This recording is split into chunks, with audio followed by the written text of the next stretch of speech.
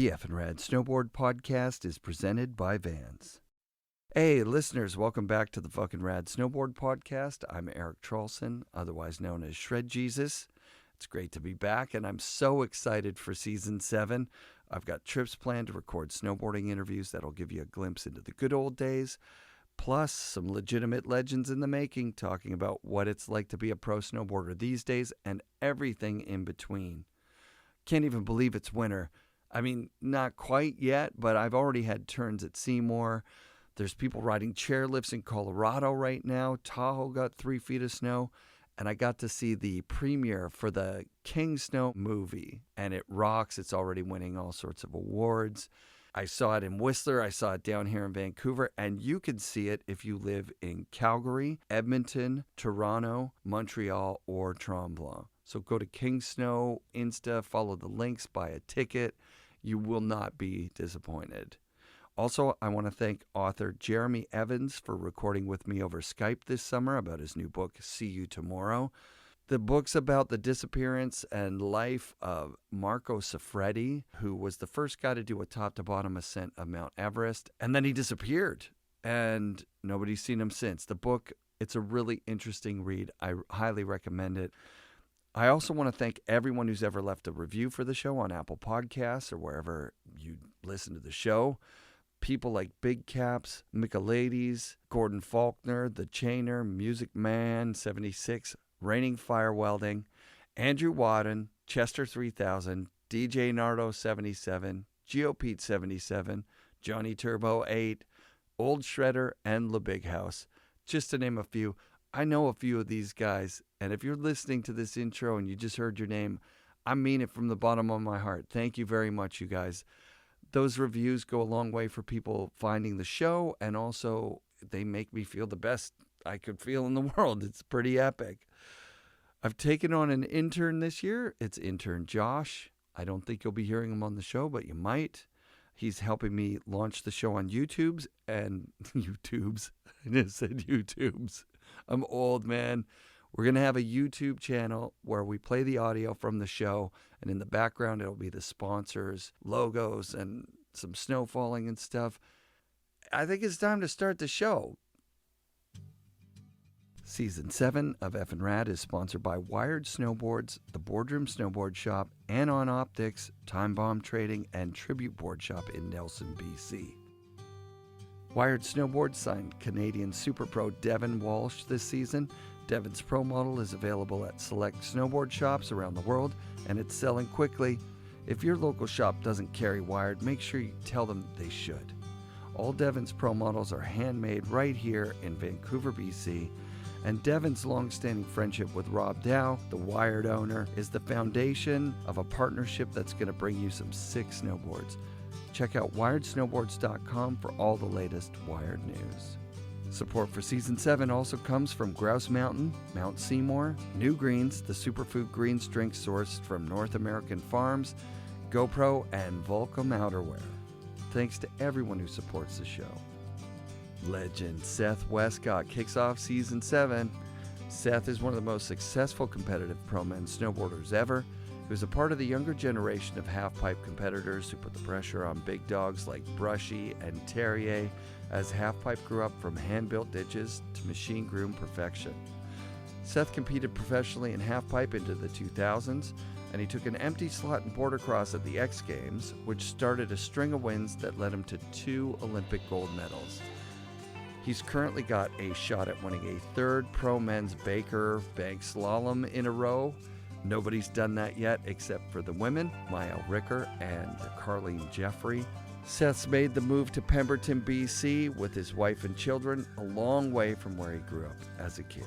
I mean, there's literally like 5,000 vert in the backyard right here. Oh, dude, that's so sick. Yeah. That's insane. It's insane. So was that a childhood dream of yours to go to the Olympics at all? No, not really. I mean, because I wasn't in any sport that Where did you? So you grew up in Maine? I grew up in Maine, northern easternmost state in the U.S. Oh yeah, there's surfing there. There right? is surfing there. Yeah, there's good surfing, there's like Nova Scotia and Maine. Yeah, and, it's right there. So yeah. Like where I lived through all the years of travel and stuff, I was like 35 kilometers from the Quebec border. Wow. But we had slightly bigger mountains, like the Appalachians they terminate in Maine, like the Appalachian Trail, the northernmost peak is Mount Katahdin, which is a couple hours past my place. But the Appalachian Trail actually ran right through my valley. So there was like a 20-mile section with 4,000 foot peak. Damn. Sections. So it, like, for the East Coast and actual East Coast, 2 hours from the Atlantic Ocean. So I could, once I got far enough in snowboarding that I didn't have to work in the summers, I could like run down to the coast anytime there was surf. I had buddies on the coast. And you stayed out of Maine? Well, like you never got tempted to be out west? I traveled so much. Like I did, so out of my parents both worked at universities. So they shut me down on going pro when I was like 18. They're like, wow, no way in hell. Like you're going to school. Yep. So I only applied to one school. I applied to Western State, Colorado. Nice. Yeah. So I was like, I didn't take school very seriously. I'd grown up around them in higher education, and I was just kind of like, it's not what I'm going to do. Like, I couldn't stand sitting around, at least at that age. Like, now I'm like, oh, it'd be kind of cool to like go back to school at some point for furthering my own education. But totally, as a 18-year-old, that wasn't a very enticing. Did you grow up skateboarding? And then, so like East Coast skateboarding through that like 80s boom with the Bones Brigade. All that. Like, so my dad was a track and field coach. My mom was a modern dance professor. My dad had a master's in biology and like applied that to like how the human body works and how can I like help these young athletes be better, runners, jumpers, throwers, all that kind of stuff. Very cool. He had an old 70s like sidewalk surfer plastic skateboard that I found probably at about 5. It was like up on an upper. We had at the time my parents were like super into antiques and stuff like that. Both grew up in New England. The two houses, my mom jokes about this. The old house, which was a 1790, and her new house, which is an 1860. And so in the 1790 house, it was kind of like this giant old rambling New England pseudo farmhouse. And there was like this giant pantry that had like big, compartments that you had to like climb. And so, at like 5 years old, like all of a sudden I'm like hanging on this thing and I'm like, the hell is this? And it was a skateboard. So, that like and because of them working on universities, there was a lot of unstructured time because being a kid of the 70s, like you waited in the car when you're at the grocery store and like all those different things that like are not accepted in society now. And like, I would just go to my dad's college campus because it was like 10 miles away. Like he would send one of his college students when we would get out of kindergarten or first grade. And we lived in that town until I was 8. So until that point, I was basically like, had this college campus to roam every afternoon, and then I'd come home with him after work. And so there were all these rad hills on this college. Sick. And it was a huge property. So like I would just go bomb around all the hills on this little red cruiser that carved really well. It's like so funny seeing, maybe like, well, I don't know, probably 20 years ago now, like when all the longboard carving boards came out, because it was like, well, I had soft urethane wheels and the penny carving board. Yeah, it was a penny board. My kid's first board was a penny board. It was so many years ahead of when that second wave of those came out. So it was like that for me, my parents weren't skiers. So I didn't get introduced to that until my mom got a grant to teach modern dance in this school. So we moved for 1 year to this town that had a ski hill. And so that was in 4th grade. So I had been skateboarding for like 3 years already. Wow. I get introduced to skiing for 1 year, and that became like the babysitter where like the school bus would just take you to the hill. Yeah. You were there until you got taken home on the school bus, and then your parents would come home from work. And it was that 80s. Yeah. Like, we weren't latchkey kids, but we were like, but you were in safe communities, and like people were like, you're out recreating. I mean, they didn't call it that at the time, but it was like, whatever, the kids are playing and they're outside. And where is this? Where was the ski? It was in a town called Rangeley, Maine, and it was Saddleback ski area, which again had like 2,200 vertical on it. So it was a decent size ski. It wasn't a tiny hill. We used to go, 4 hours or something, 5 hours from my hometown in Sudbury to Searchmont because it boasted 600 vertical feet. Right. Yeah. So 2,200, like, it's like from the bottom of the half pipe on Blackcomb down, kind of like, which is a lot of ski mountain for a lot of places. Yeah. Like, Yeah. It's like Vermont, right? Like Vermont, or where did we go? Lake Placid. I was like, damn, man, this is good. Totally. It's good vertical. Yeah. The snow's just not good that often. No, it can be solid. But you know what? The grooming is better when, nowadays when the stuff is so firm. Yeah, nowadays it's fine. Yeah. Back then when it was just like, it was basically a piece of farm machinery that was like the big tumble wheel behind the thing that did not make corduroy. But, but yeah, so in 4th grade, I got introduced to skiing, and then we moved again the following year to another town that was like the town I ended up going all the way through high school at. And it had a skate scene. Like there was an actual, it was like 5 times the population of the town I'd lived in before. And so there was tar and parking lots and launch ramps and another college campus. So like good curb scene and stair sets. And so skateboarding was it. And then that year was like the year that you started, like that I saw ISM come out. And like the start of snowboard magazines. Right.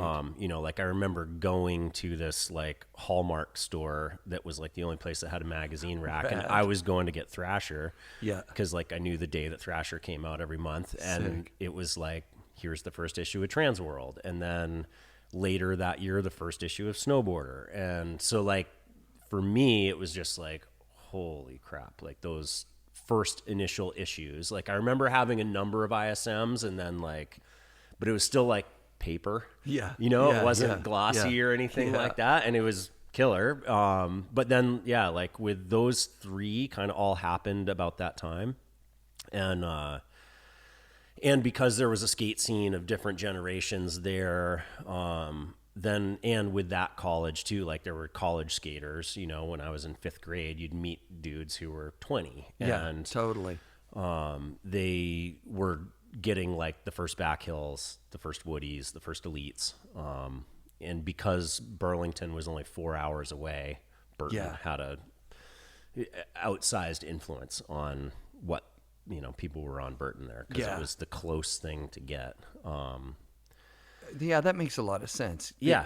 Like, like there were some sims, but like and it's funny too, because like I remember going into a ski shop early and this would have been before then and seeing a winter stick. Wow. With like full circle is so weird that was sick. Like the first thing I ever saw in a shop, but it was like, it was an early swallowtail that, had all the bumps on the top sheet. Oh, wow. And I think there was an early round tail as well. But I remember like this was even before we had moved to the place where I learned to ski. So this would have been like 3rd grade. So I don't know, 82 or something like that. That's early. It was early. And I was like, what is that thing? Like there was this shop in the town where my dad worked at the college and it was called Skis or Us.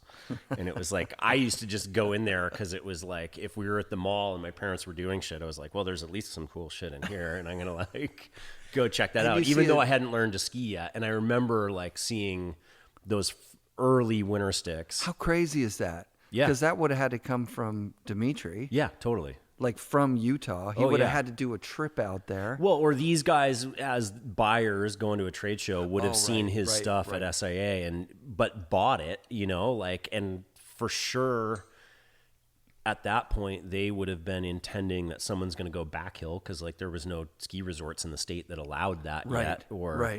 I remember that about equipment in the local shop. Like that it didn't match up with any demographic. They weren't trying to come up with, they were just like, they had a smattering of whatever was offered. Yeah. Like, could you tell me about this water ski? Well, no, not really. Well, and those guys had water skis at that shop too. And so who knows, like, I was too young to like have the balls to like talk to the owner or something at that Right, point. I was just like in there staring at stuff, and he's like, oh, they have stickers. And like, it wasn't even a skate shop, which like there were other places in the state where there was only a few skate shops. So it was like a huge deal to go into those and like feel like you're actually a part of some culture. Really felt like, because there was a California wave of music, of television shows, of fashion, of all that stuff when we were kids.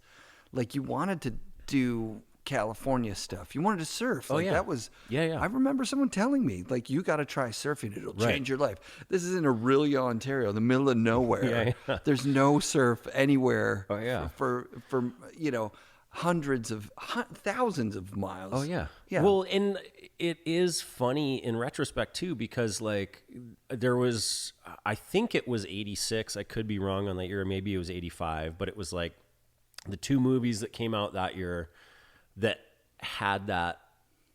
It was like the first ones to attach something to it. It was Back to the Future. Totally. He's riding a skateboard. 100%. And then View to a Kill with James Bond and Tom Sims snowboarding in it. Yeah, those came out around the same time, right? They were the same year. Like I've Googled this before. Oh, wow. That's cool. And it's like, I remember, because movies were such a big thing at that time, like you go to the theater and it was like, I was just getting old enough that it was like my dad had probably taken me to the James Bond movie, and it's like, there that is in that opening segment. And you're just Steve like, Lank, Tom Sims. Whoa. What are you talking about? It's just so beyond what was happening at the time. And so then you'd like, go to this random sports store and there's one of those things there, and you're like, holy shit, what is this?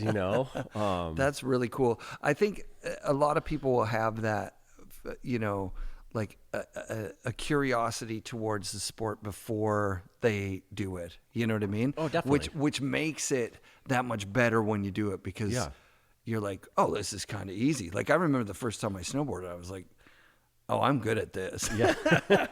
Skateboarding, impossible. Right. Snowboarding, oh man. Yeah. Make the jump bigger. Was there anything else I could jump off of? Yeah, it was super easy. But I'd wanted to snowboard for a long time. So what becomes the first time you go snowboarding? First time I go snowboarding was later the spring of that year of moving to that new town. I was night skiing at this little local hill, which was like a 400-foot hill. Sure. Had 2 T-bars, and they allowed these older high school kids that I knew through skateboarding to do a demonstration that night of snowboarding. Followed those guys around the whole night, and this one guy, Chris Loring, I kind of was like hitting those guys up because I had like just started a paper route, and I was like, money to burn. I was like, where do I get one of these things? Sick. And so I bought, the very next day, I bought his Burton Woody. It was a 145. Yep. And he would have known more. Like, I think he took that money and put it towards the Sims half pipe. And he's like, oh yeah, kid, this is great. Like, you're going to love this on the East Coast with no edges. And was there a rope hole for the nose? No. It was like the Darth Vader bindings well, I think it did have a rope hole on it, I believe, but there was never any ropes on the Woody. I think that was like a weird holdover that they still did on that one. Yeah. What year are we talking? We're talking 85, 86? 86. 86. Yeah. Mm-hmm. So it had the center skeg. Yeah. But nothing on the sides. Right. So I had that for a couple years. Oh, wow. Until I got a board with edges. And then I got a barfoot twin tip. Oh, what a board. A board. It was the 161, which was way taller than me at the time. Yeah. That thing did not flex. Metal bindings on it too. Yeah, but it was kind of like those bindings, I felt like were technologically advanced for that moment. Yeah, at that point. Yeah. Yeah.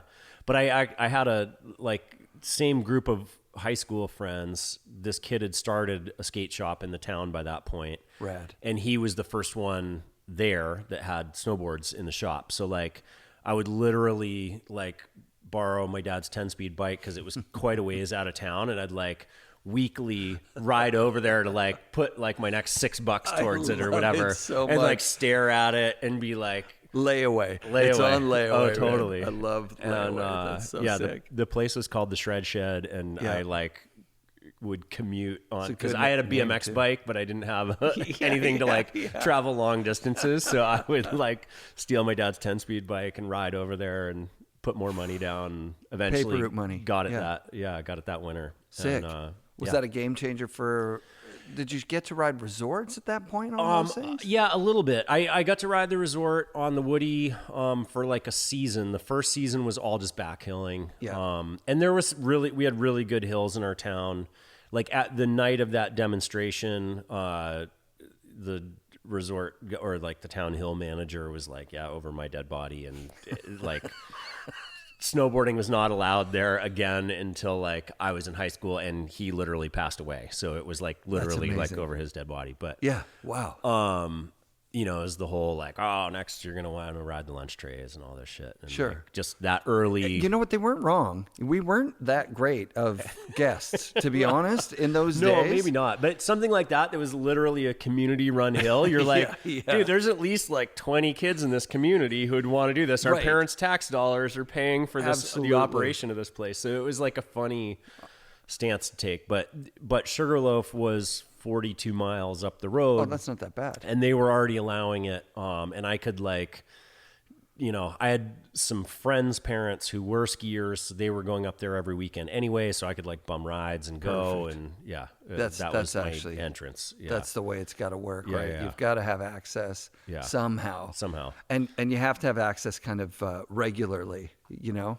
Yeah. It can't be once a season or something. But we like every afternoon we would go backhilling, you know, like that there was snow. It was just like, sweet, this is awesome. And we had kickers all around town and started, you know, we were riding tree lines and because coming from skateboarding, there was just such a quick changeover. And, you know, winters were better back then. So there was more snow. Totally. You know, like you probably couldn't do that now in that town. Like there'd be a few weeks of the winter where there's snow on the ground, and it's interesting. Yeah. It's wild that it's that rapid that it's changed. But like, yeah, there were actually some sizable and really steep hills around town that like went down to these river bottoms where it was farmland, but there'd be, you know, 200-foot section that some of it was 40 to 50 degrees. So like we learned to ride steeps right away. Amazing. And like old sand pits that were snowed in. Sand pits are my favorite. Yeah.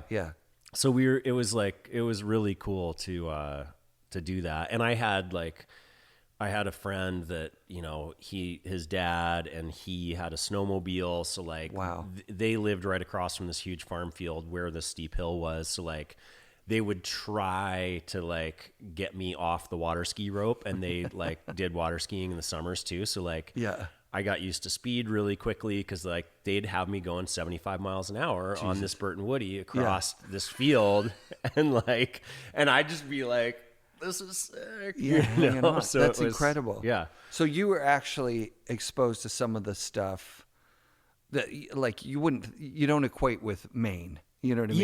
Yeah. Steeps going fast. Totally. That like, kind of stuff. I mean, stuff that was way steeper than the ski hill. Right. You know, but because we weren't allowed to go to the ski hill, you were like, well, where is there a place to use gravity here? And it was like, well, this looks rad. And when you're a kid, you're just looking for something gnarly. And yeah.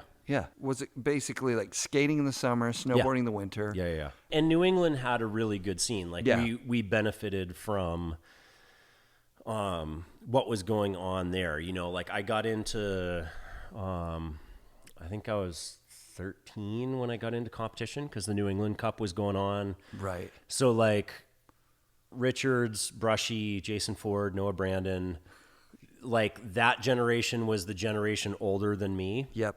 Yeah.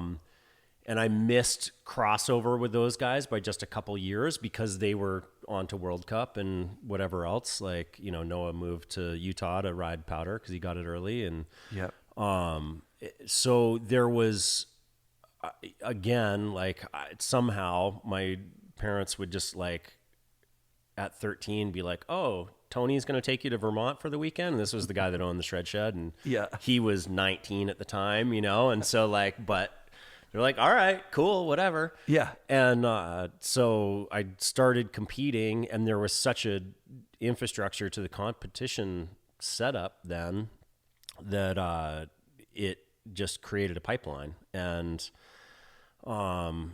like a year into it, I got picked up by Burton. So like on Burton by the time I was a sophomore in high school. Nuts. Yeah, like getting to do your product orders and stuff like that in the fall. And it like that part of it felt so surreal. But how did you get on the team? At a contest or something? Chris Copley, who was the New England rep and, used to be the MC for the U.S. Open forever. And I had bought a Burton Era 6-1, like the same board Brushie won the Worlds on in 91. The purple one. Yeah. And I T-nutted it because the stance... You needed it wider. You needed it wider. Yeah. And so I snapped it, and I went back to riding the purple Craig Kelly, like the paintbrush, like his second one, minus the mystery. And we were at Bolton Valley, Vermont, and I won not my age group, but all the age groups. Like I beat the 18-year-olds, the 20-year-olds. Nice. At like 14, 15 or something? Like had a really good day in half pipe, was, going well overhead. And nice. And at the end of the day, Copley was announcing, he's like, you need to come to the van with me. And he handed me Brushie's first pro model, the Fish. Oh, wow. So that was like my first... what a day. Yeah. You awesome sleep with day. it in your bed that night? Sure I did. Yeah, so that's incredible. And the new bindings, like the 3D hole it was pattern, it was the and first all year that. of 3D. Oh my god, that was insane. It was insane. And so I was on his program for like a year, just like through the rep program. Rider, and then the next year he was like, this guy Mike Lavecchia, who's the team manager, is going to call you, put an order together. It was like awesome. Oh my god. So, but you've mentioned already your parents were like kiboshing the like pro, like move away and be a pro. And at that point, no, dream. They weren't yet, because I wasn't talking to him about that. But like they also were like, like packages started showing up on the porch the next fall from Burton, and like, were they like, they were like, what's going on? How did we like, pay for this? Did you take our credit card? Or? No. Were they? They were supportive of it, and they knew what was going on. Like, like once a year, my dad would be like, okay, like I'll take you to this one in Vermont, and like, or in New Hampshire, and like I'd make the podium, and he was like, well, that's pretty cool. There's a lot of kids here, and so awesome. So it started that way, just organically, and then. And then because right up the road was CVA at Sugarloaf, so, like Fawcett being the first one to go there, Jeremy coming year 2, that whole scene. And at this, like I was trying to think, probably by the end of the second year of competition, Eric Webster was running the program there, who like now he runs all the Grand Prix tours and all this stuff. But he was like, he knew I couldn't afford to go to the school because it was a ton of money. But he would go out of his way, and like there was a northern way to drive to Vermont and a southern way, which he'd have to come down. And so he started like bringing the team and picking me up on Friday night, like when they were going to Green Mountain Series and stuff. And so I started being able to travel with those guys. That's rad. Which was huge. And I think that probably allowed my parents to like have more of a belief in that I was going to be all right out on the road when I disappeared for 3 days, and B, that it was like something going on because the academy had an interest. And then for my senior year of high school, I got a scholarship to go. So I moved up to Sugarloaf for the winter. And snowboarded. Again, how amazing is this? Yeah, totally. Like best thing ever. Oh yeah. And like, who else was there at that time? Jeff Greenwood was in my class, who won world championships for giant slalom like 2 years later. Yeah. Jeremy graduated the year before me. So I was class of 94. Jeremy was class of 93. And then like the year there was like right behind me was Aki Matsumoto, who was from Nagano. We had like 3 Japanese guys there at the time. Aki's still a good friend that I go spend time with in Hakuba, and he does all of Jeremy's stuff for Jones in Japan. Oh, rad. So there's like a ton of like like really cool from our high school days all the way through to current life, connections there. And then, just a bunch of good friends. Like a year later, Paul Chapman, who was from Ontario and ended up being like junior overall world champion. There was a really good group of talent there around that time period. And transitioning from like, it was very Alpine centric at the beginning because of Jeremy and Mark and Adam Hostetter and Troy Collins and all those guys. And I was kind of the first generation of like, I'll go race the Alpine stuff and I'll train that one day a week, but like really I'm going to go hike the half pipe all day. And Sugarloaf had a pipe early on. It wasn't a cut one at that point yet. Like the year after I graduated, they got a machine, but like there was probably only like 2 pipe dragons in the US in 1994. 94. Stratton was still cutting theirs with the excavator for the Open. Right. It wasn't, but like we had a good enough one that when I moved to Colorado for a year and a half, convinced my parents that on the second year, I was like, I'll go to school for the first semester. I'm coming home at Christmas and I'm going to go back and do a post-grad year at CVA. And so they bought into that, which worked. Cause the first year I basically didn't go to school.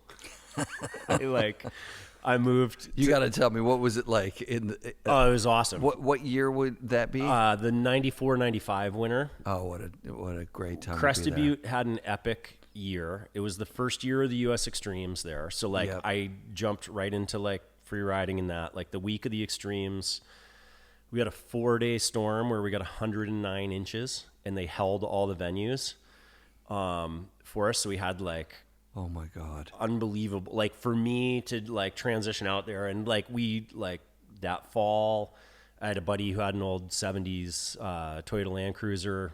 He'd put all 4 chains on it. We could get way deep into the backcountry early season. There's this Schofield Pass between Crested Butte and Aspen. It's really a summer Jeep road, but like there's some stuff where you can go back like 10 miles early season, winter camp for the weekend, like in October, November. So even before the hill opened, like we were just instantly like going out camping for the whole weekend, take a keg of beer with us. Like we didn't have, like I had a good down sleeping bag, but I'd just take a tarp and just like roll myself up like a taco in that, like no tech equipment whatsoever.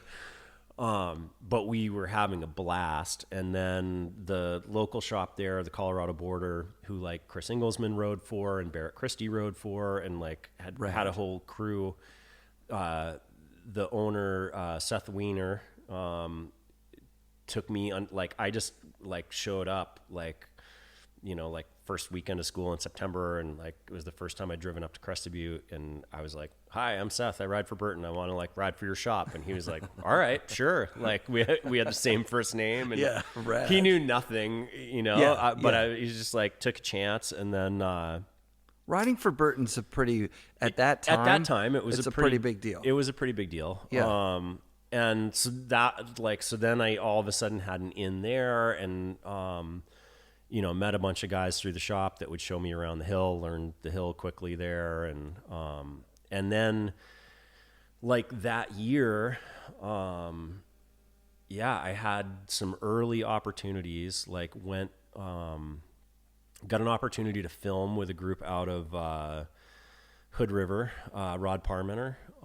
He was making a movie. And so really I just started like using my dorm room as a hotel room and like house, traveling. Like I had very little money. Like, I mean, I always had a job in the summers when I was home. And so like I would take the Greyhound all over the West Coast. Wow. And it was like to get from Gunnison to Hood River was like a 3-day bus trip because of the routes. And like, so I'd have my Walkman and one of those big tape cassette, like it had like 50 tapes. And I'd just be like, whatever. Like I got my board bag, get the back seat of the bus and just like set up shop, eat almost no food, 'cause there wasn't budget for that. And like like go all over. And like So what are the movies? What the movie was called Stadium. Okay. And it was a movie that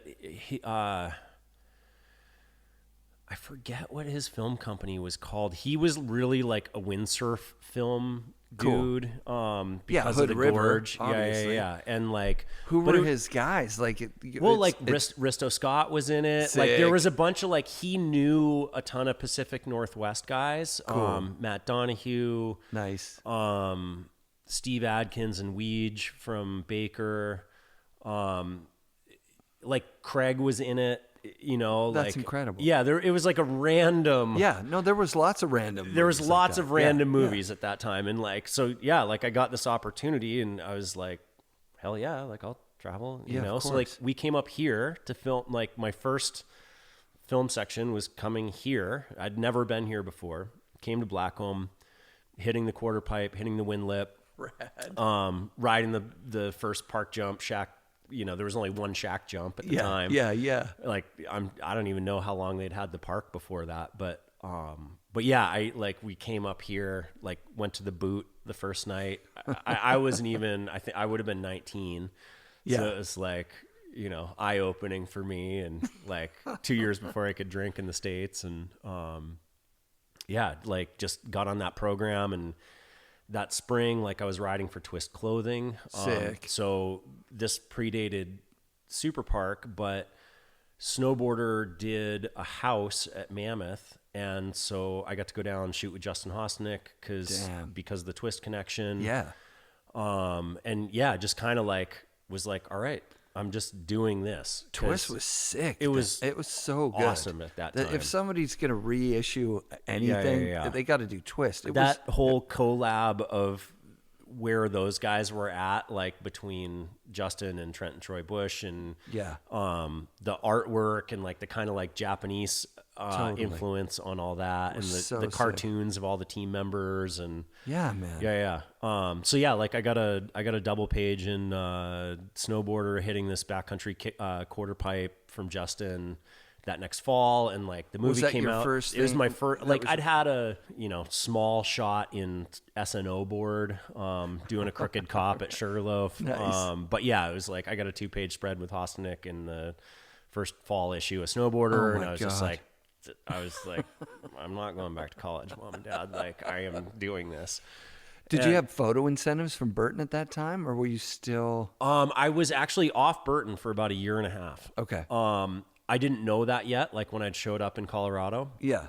You know, weird Burton stuff, and I know lots of weird Burton stuff from over the years. They're like, you're going to school. Yeah. They're like, you're not going to snowboard. I'm like, no, I'm really not just going to school. How crazy is that they could say that to a kid that's school-aged, right? Totally. Being like, you know what, if you're going to go to school, if you're going to go to college, you're off the team. And they're not the only one that did it. Oh, like, totally. All the snowboard brands at the time, that was the status quo. It was how are you going to get out there if you're going to be spending all your time, wasting your time at school? Yeah. Oh exactly. So nuts. That happened probably like the second week of September. You know, like I kind of was like, hey, I landed here in Gunnison. I'm way closer to the mountains. I'm stoked. And they're like, yeah, too bad, man. Like, sorry you're going to school. You're out of your territory. Yeah, like you're done. And oh, wow. So what happens for boards? So I had another main connection, this guy who had run a different one of the main skate shops, who had known me since I was a kid. He had also moved to Hood River, and this is kind of like how all this falls in place. He was starting a new snowboard company called Spry that was owned by Aunt Mabel's, the accessory company. Yeah.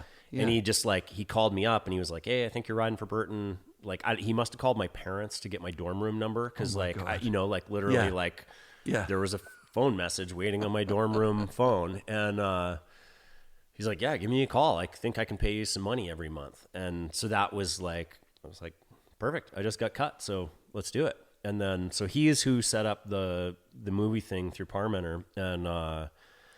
And yeah, everything kind of started rolling that year. And then Spry only lasted like 2 years. Yeah. Was that full page, 2-page spread on a Spry? Yeah, it was actually. Damn, man. That's so sick for them. Yeah, totally. That's incredible. Yeah. So then that following winter, I go home to like do the post-grad year, the next winter, like from, Christmas on. First Pro Tour event is at Vail. So like go home, ride pipe for Christmas, fly out with a bunch of the other CVA guys that were all doing that. And like I'd competed in the US Open already a couple times at that point. Like, how'd you do? Senior year of high school, I did pretty good. Like, cause you used to have to go through all these rounds. So I made it to semis as a senior in high school. I got 21st. Brushie was 20th. Mike Bassich was 22nd. Oh my God. So I was like, I'm kind of in around like my heroes. Hell yeah. Yeah. I was stoked. Like it was a 16 person final. So I didn't make the final, but as I was 17, my senior year of high school, I was like, I'm pretty friggin' pumped. Yeah, no doubt. And like, Ross Powers and I that year had like, he's a few years younger, but we competed against each other our whole lives growing up back there. Yeah. And so we were both like doing back-to-back sevens already from Green Mountain Series when like most of the World Cup guys weren't. Right. So it was like, that was an early, like kind of throwing down some runs. And like, I got introduced to Trevor Graves at that first one because he and Eric Webster were buddies. And Eric was like, hey, will you shoot Seth on this first hit? And Trevor's so rad. Totally. I had him on the show. I was so, he had a lot to say about New England. Yeah. Scott Klum and the whole early days out there. Yeah. He's awesome. He is. So there was, you shoot with Trevor, like pretty. I never did. Other than like at that Open, like I never saw a photo from it. I'd love if he would ever go into his archives to dig one out. I don't even know if we ever pushed the shutter, but Eric introduced us at the, like as we're hiking the pipe, and so who knows, that might be out there somewhere. But yeah, like so the first year at the Open goes well. Next year didn't go as well, but I really hadn't ridden half pipe all year because I was just riding around Colorado, and didn't have access to a pipe all the time. It sounds like the CVA thing gives you like a community of competitive snowboarders too. So like, it did. You're kind of in this mindset where you're like, you don't have the jitters at the contest. You're around your friends anyways. Totally. You're like waiting for your run as opposed to being afraid. Exactly. Like, that's so much. So that first event, after dropping out of college, come home for like 10 days, fly out there. I'd been to Vail once before because we'd had national championships there when I was like 13. It was like the first place I'd ever gone in the West. So I kind of knew the layout and liked that half pipe. And it was a big one. Like there was a big international contingent, huge North American contingent. Like I think it was 135 guys in pipe. Wow. I got third. Come on. And I forget, either Richards won or Brushie won, but it was Richards, Brushie, and I on the podium. And this was like my first one that I've done. Holy shit. So I'm like, all right, like I have a prize money check. I can go to Kirkwood next week. Cause I didn't know, like I kind of went out there having not much budget. And so literally like that Sunday evening, I call into my team manager at Spry and he's like, I got some bad news. The company's closing. Oh God. So I'm like, shit. Like I literally just got on ESPN for you guys. This is going to like be on next week, so Burton took me back immediately. Like I had boards waiting for me in Kirkwood, like after that result. And the following weekend, like I get to the hotel in Kirkwood and there's the new custom 5.5. Nice. It's like, sweet. Yeah. So that just kind of like rolled back in. And then I was with them, through like 2000, end of 2001, which was awesome because like that late 90s, it was a cool time to be a part of it. And like, hell yeah, like going to X Games and like being at the team house and going to Europe, like the 99 World Championships, like they rented like 2 floors of this whole hotel in Italy for us. Like Ross and I were rooming together, like it was like, who are your guys? Mickey Albin was on that floor. Wow. Mickey Albin. I don't know if Trevor was there yet or not. Andrew, He would have been young. He was young. Well, and I remember his first open because he would come down and ride Sugarloaf a little bit, and like because Sugarloaf kept such a good pipe, like there was a weird connection where like DCP would show up sometimes and like out of the blue, and no one was like calling each other ahead, but you'd like just go to the pipe that day and you're like, hey, it's Daniel Mignon and DCP like are here today, sick, like we're gonna have a rad session. And but Abe Teeter, Adam Petraska, I like Abe, Adam, and Ross and I ran together quite a bit for like those first few years on World Cup. And like there was, I don't know if it was, I guess it would have been the year after Nagano. Like, cause that year, like oddly enough, the first ever Olympic half pipe qualifier that ever happens at Sugarloaf in December. So do you win that? I got third. I podiumed. Okay. So you podium. So I'm in the running for Nagano. Totally. I crash both in Bachelor and Mammoth.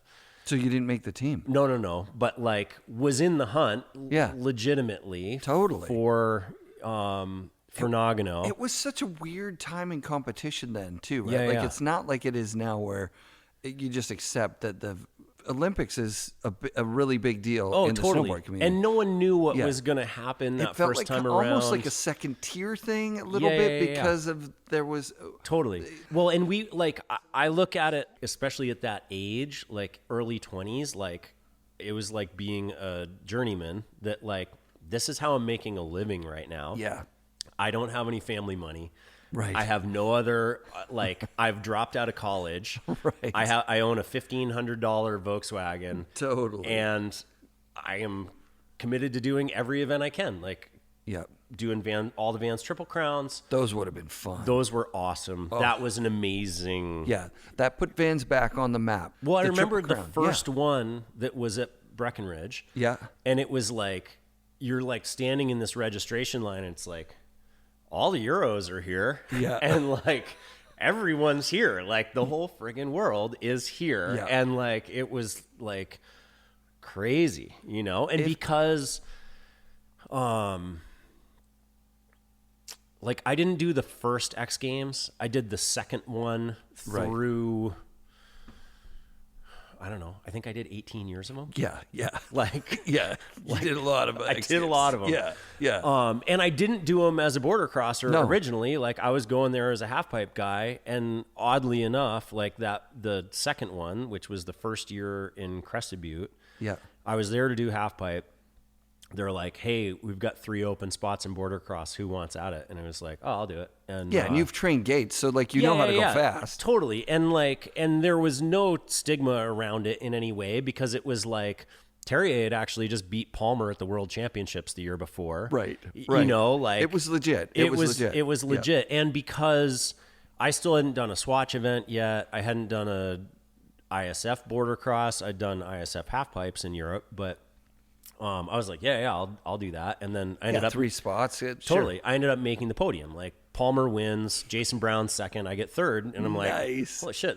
And at that point, that was like my biggest prize money check. It was like $2,500. I was like, that was what changed the game. The X Games changed it with money and like, and media coverage. You became like a celebrity when you won X Games. Oh, I remember it was so bizarre that like going to that first one that I went to, and it was kind of like, because it was year 2, ESPN had their shit together a little bit more than like when they did it in Snow Summit. And it was like, whoa, this is a whole other level.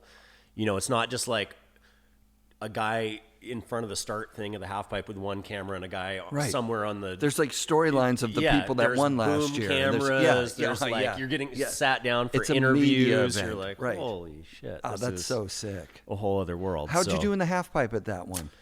I was 5th.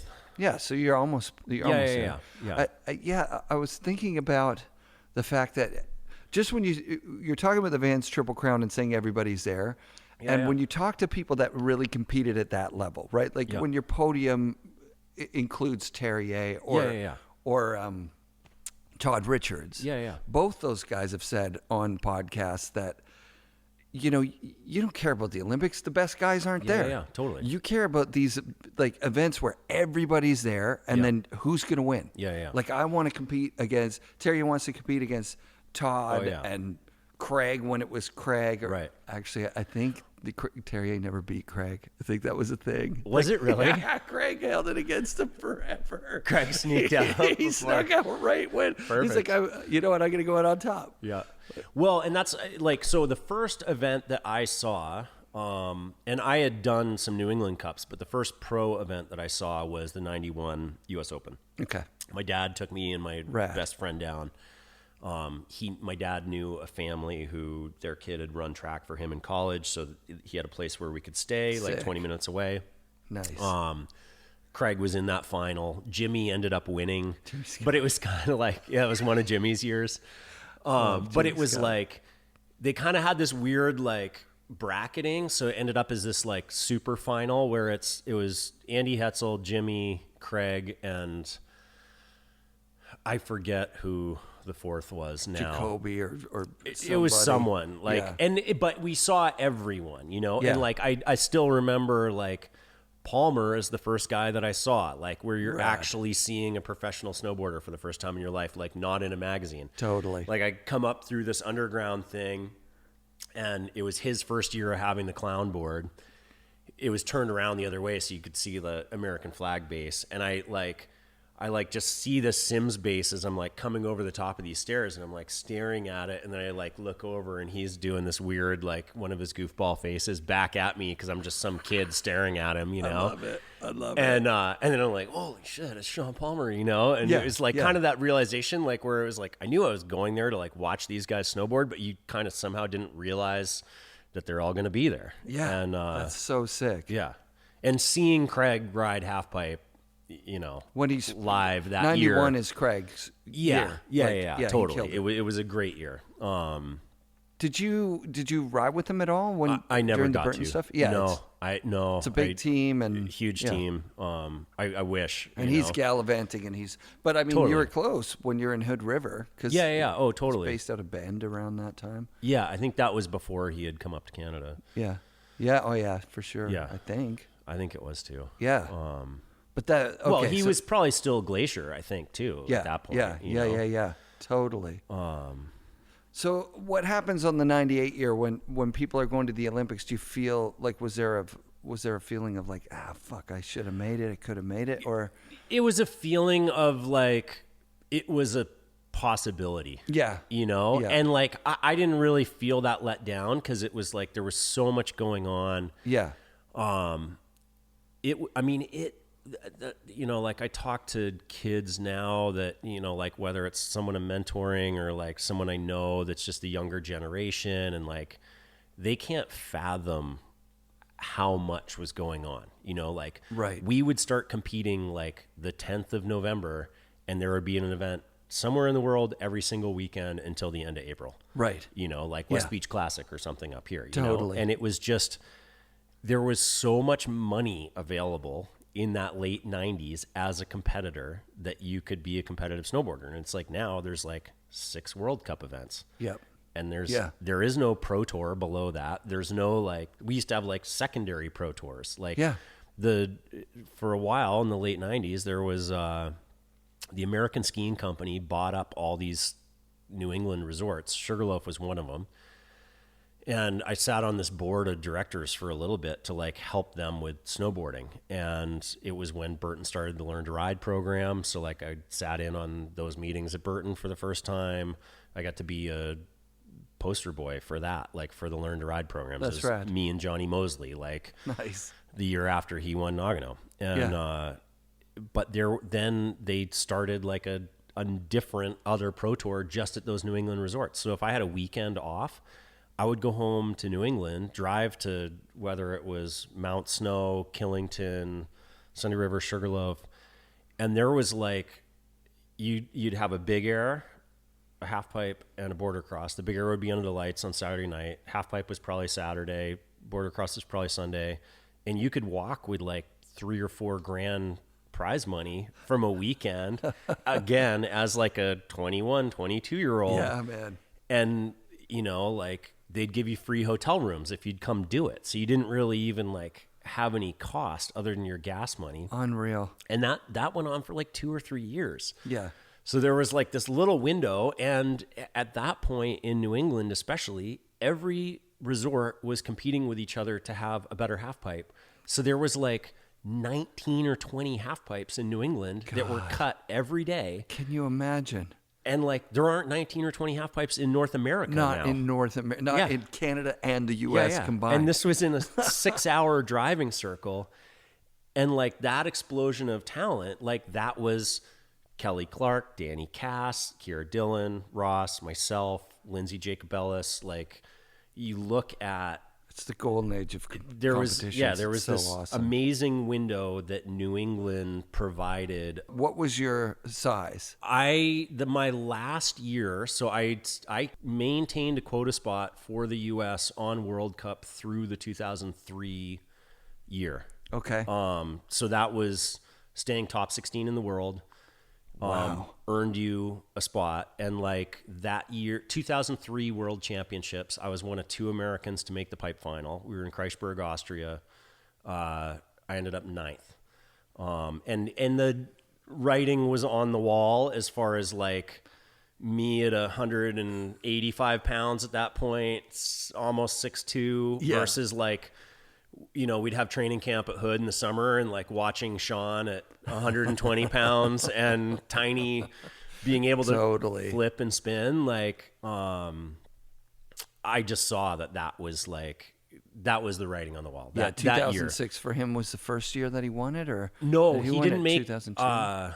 Yes, no, it was 2006. You're right. He didn't make 2002. He didn't make 2002. I think he just missed it. Like, I think he was first alternate. Okay.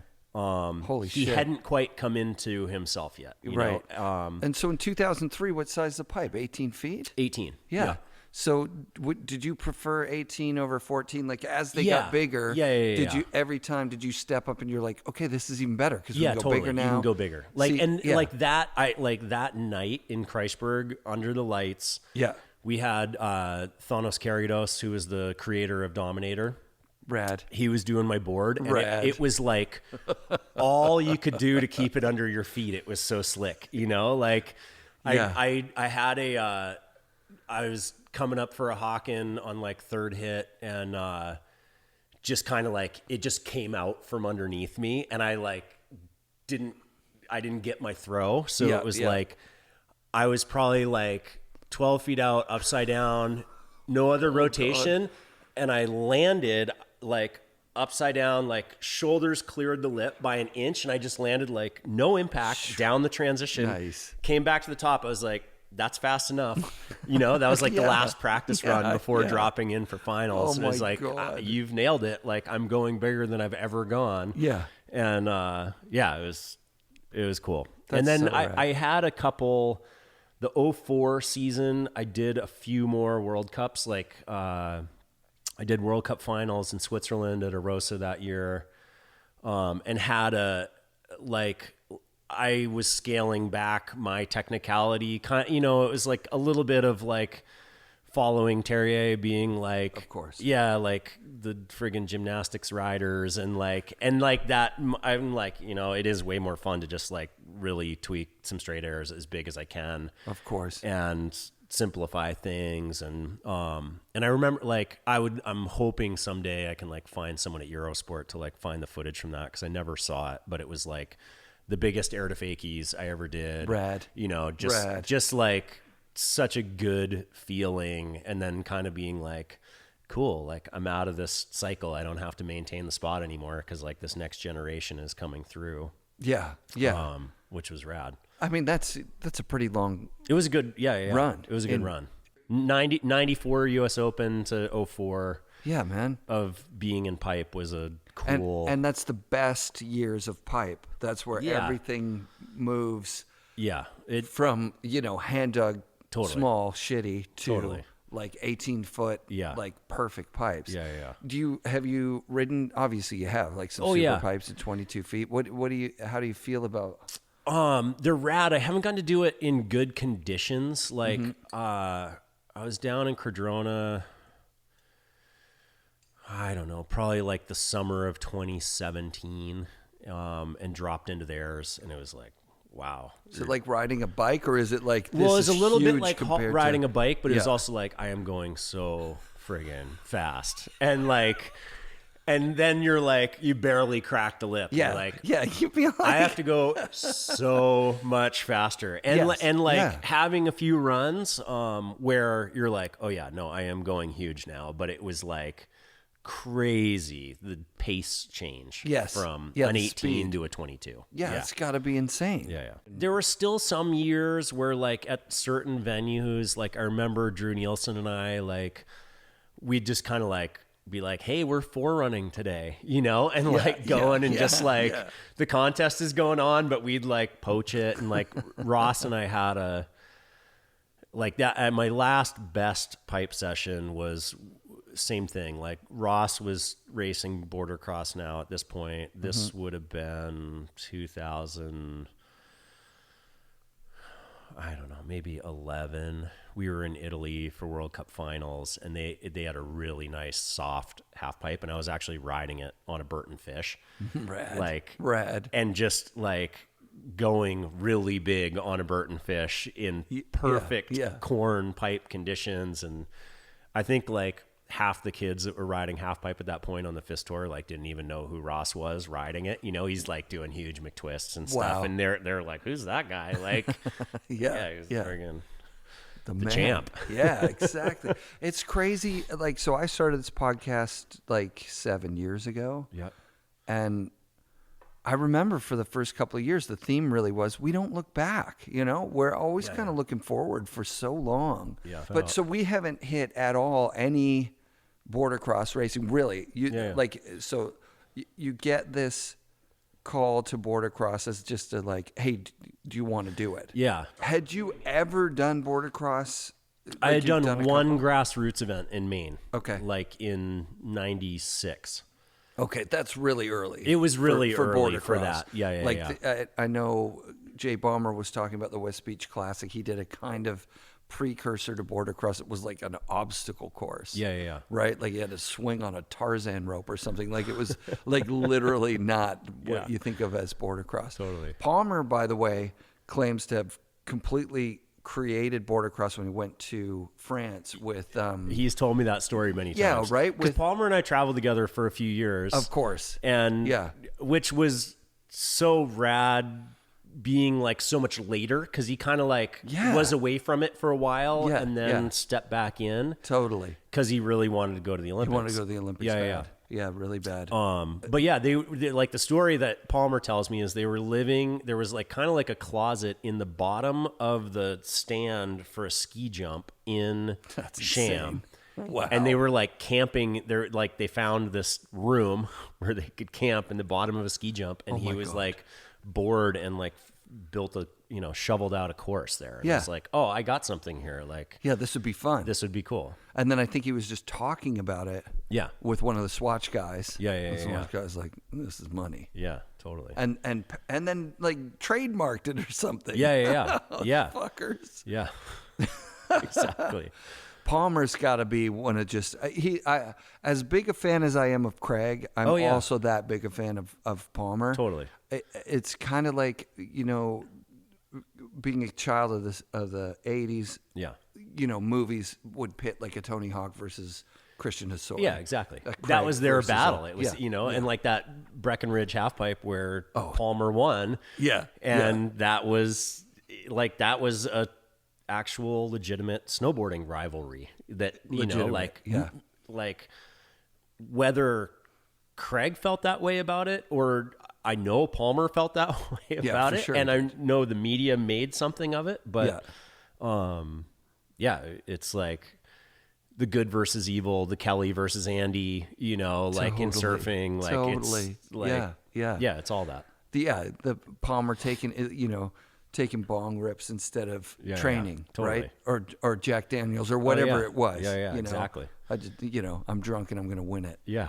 And he would. And he would, because he was that badass. Yeah. But when he hit border cross, something just clicked in that. Like it was like near impossible to beat that guy. Did you beat him? obviously later on you bet him. Yeah, Did you beat him in his prime as well? Well, no, it was the tail end of his prime. But there was a weird year where, and it was the first X Games in Mount Snow, so the fourth X Games, the third one I'd done. Yep. There was this moment that was caught on tape, but it wasn't what they focused on when he got hurt. So he and Drew Nielsen were like having this duel. I'm sitting in third place. Yeah. They both overshoot this big hip at the bottom, and I'm like, I'm winning the X Games. Like, all I have to do is hit the finish kicker. Yeah. Like, because Drew was like crawling over it. I'm mocking. I'm like, I'm going to pass him in the air. Palmer's like getting up, and Palmer goes to exit the course because he didn't have the speed to get over the finish kicker. Yeah. And he's going like through my line. Oh, God. And so I literally, there's like the left-hand panel stubby. I set my toe side edge, so I'm not going to DQ. Yeah. And it becomes apparent that I'm going to hit him. And I just lower my shoulder and at 45 miles an hour, take him right in the back. Oh, God. And it was like those metal ball things that, like office people used to have on their desks and stuff. Yeah. And Palmer clears the table. Like, I hit him so hard, it accelerated him over the table. I come to almost a full stop. Like, my momentum is dead. And, but he like lands on the other side and just crumples. And this is like what they focused on was like, Palmer's down. But like, It was weird how they did the pan.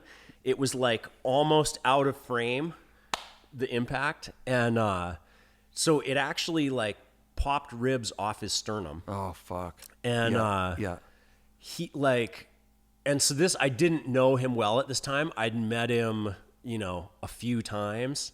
Yeah. But, and especially at that time, like, I'm still a pretty young kid. Palmer's pretty notorious. They take him away in the sled. That's the end of the show. Drew ended up winning, or no, I forget. Either Drew won or maybe Scott Gaffney like came from behind me and passed and wins. Drew second. Yeah. I end up fourth because everyone else just came with momentum, and I was you like jumping. I was jumping up the lip to like. That's the worst. Damn it.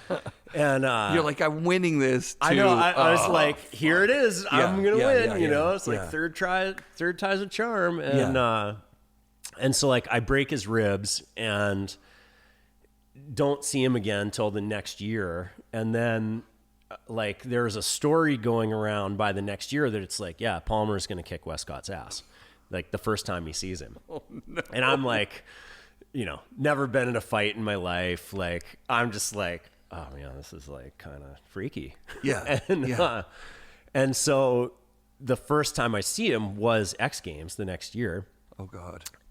He just comes up to me. He's like, hey dude, check this out. And like takes my hand and like rubs it over these bumps, where his ribs had healed back up, but was like, hadn't really healed the way you'd want your ribs to be feeling.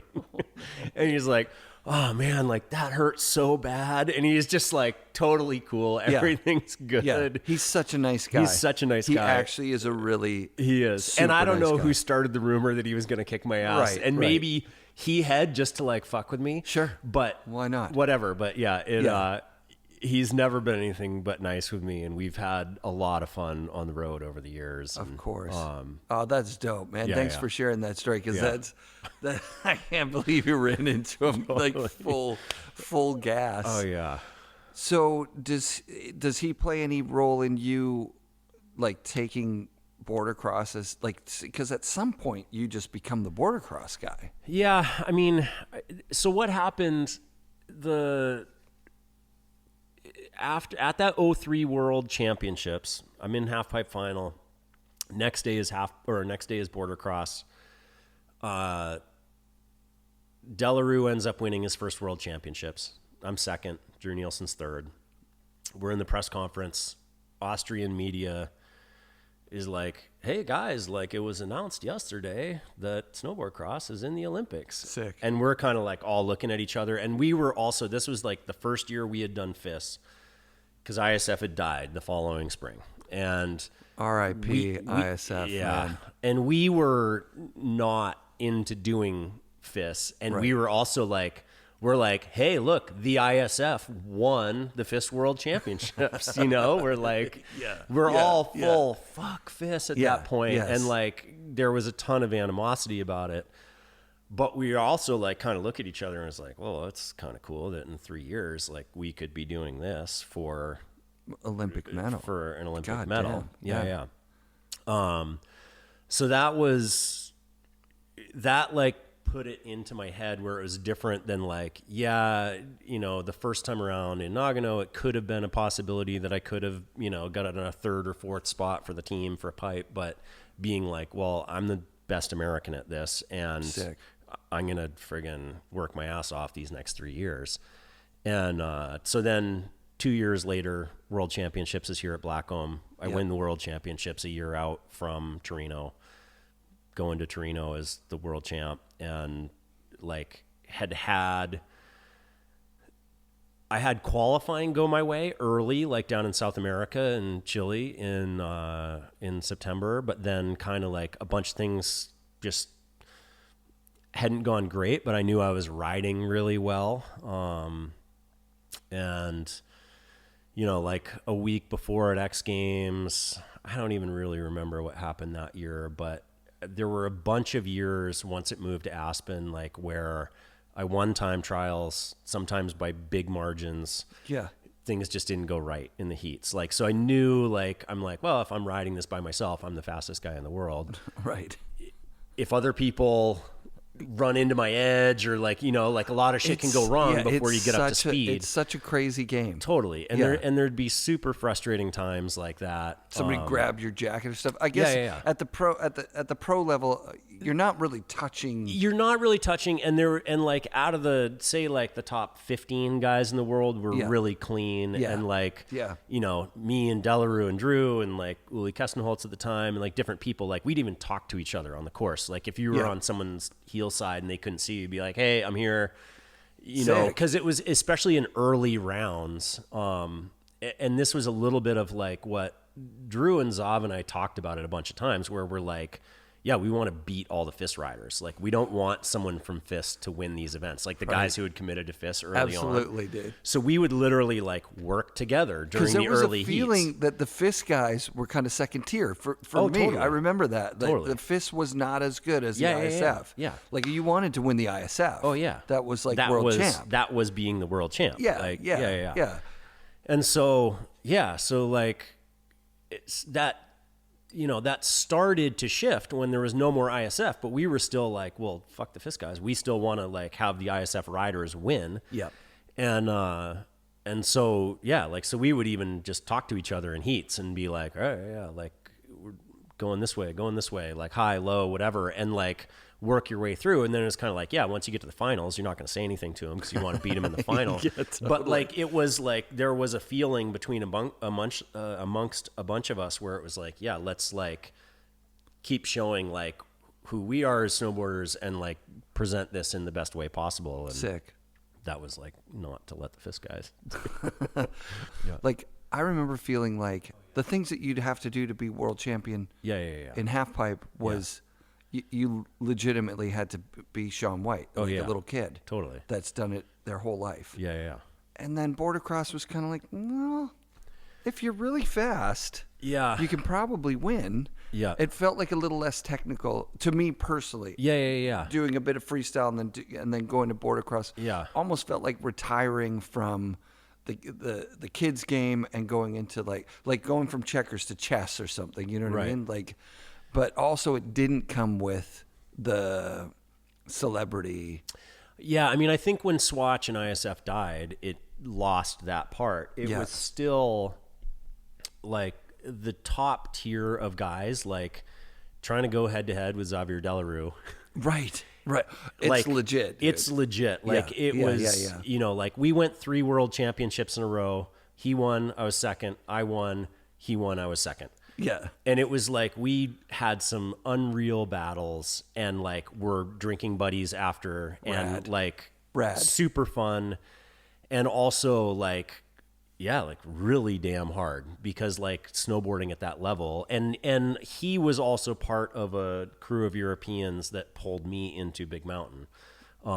Where it was like, let's go to Alaska for the first time. Sick. And when was that? 2003. So that same year from Big year. Yeah. Like huge year, like life changing in a lot of ways because, like they, Mitch Todler, Flo Orley, Uli Kestenholtz and Zav, they all knew all these European filmers and stuff that I didn't, but I was hanging out in Europe a bunch at that point. My girlfriend at the time was Tanya Frieden, who ended up winning the gold in Torino as well. Wow. So I was hanging out in Switzerland for like 3 years. Yeah. We lived in Thun and like started going to Chamonix, like to go see Zav and like going to Innsbruck to see Mitch and Flo. And like Mitch and I were both on Atomic at the time. And then Zav actually like brought me on to Rosignol before the games. He was like, I want you to be my teammate. And sick. Like we worked on those boards together. Are so and, sick. Hey, yeah, totally. The boards ride the best of almost any board I've ever ridden. They ride really good. And like, they're insane. Jeremy was still on them. Yeah. Like there was a window there where it was really cool. And like they were really supportive where like I didn't even have to negotiate. Like I got, it's like it showed up in my mailbox in Maine. It was like, here's the offer for you to ride only our snowboards. Yes, like, we're cool with you. Just boards. Yeah. And they're like, and we want to make you the fastest boards in the world so that you can win the Olympics in a year. Yeah, that's the thing. They got a team of dozens of engineers working on that shit. Well, and the 4 years that I like kind of helped Atomic get their program going, that was like the intro to that too, where they were like, oh yeah, like our World Cup ski racing team is the best in the world. This is why Herman Meyer skis for us, and we're gonna give you his same base material so your boards are fastest. God damn. And so like there was a little like I had like 4 years of like going over to Altenmark to the factory there.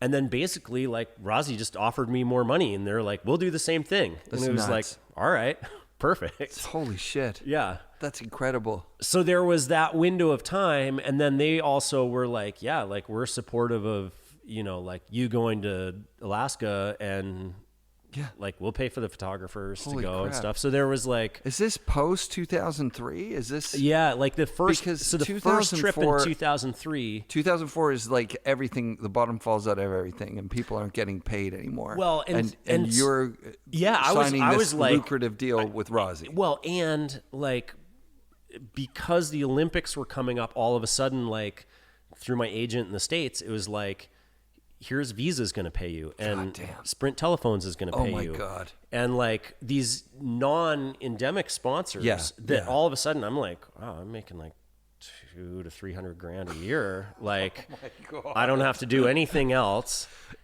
I'm like buying property in Maine, starting a restaurant. You're just like sick. Like, and because the tour had shrunk, it was like, I've only got like 10 to 12 weekends of work this year. So you were doing it every weekend from November till April for way less money. And then all of a sudden, like the number of events started shrinking. I started having a bunch more money. Jesus. I'm like, May 1st, I'm going to Costa Rica and surfing for 30 days and like started doing stuff like that. That's amazing. Yeah, it was unreal. And then it was like, I'm going to go to Alaska and buy all the heli time I need to go film and do this other stuff. So and they're not giving you a contract where you're under pressure to produce stuff. Yeah. It's not like contingent on, because you hear about Jacoby back in, it's got to be 98 Olympics that he went to. He did something with Sprint or AT&T where he signed a contract that he only got paid if he made it to the Olympics. Yeah.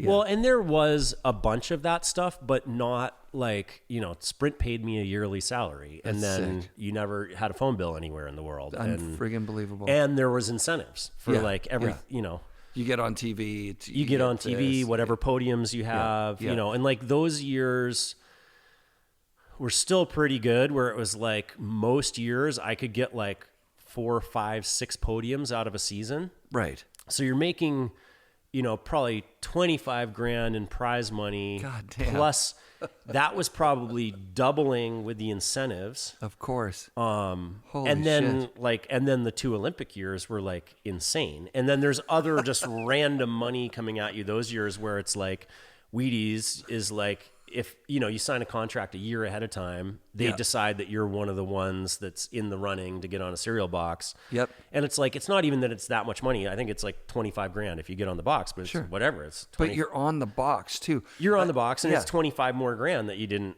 have before that week. So So you had an agent. Did you have to get an accountant and do like a financial planner or something, or did you kind of do it yourself? I kind of did it myself, which in retrospect was a huge mistake. Sure.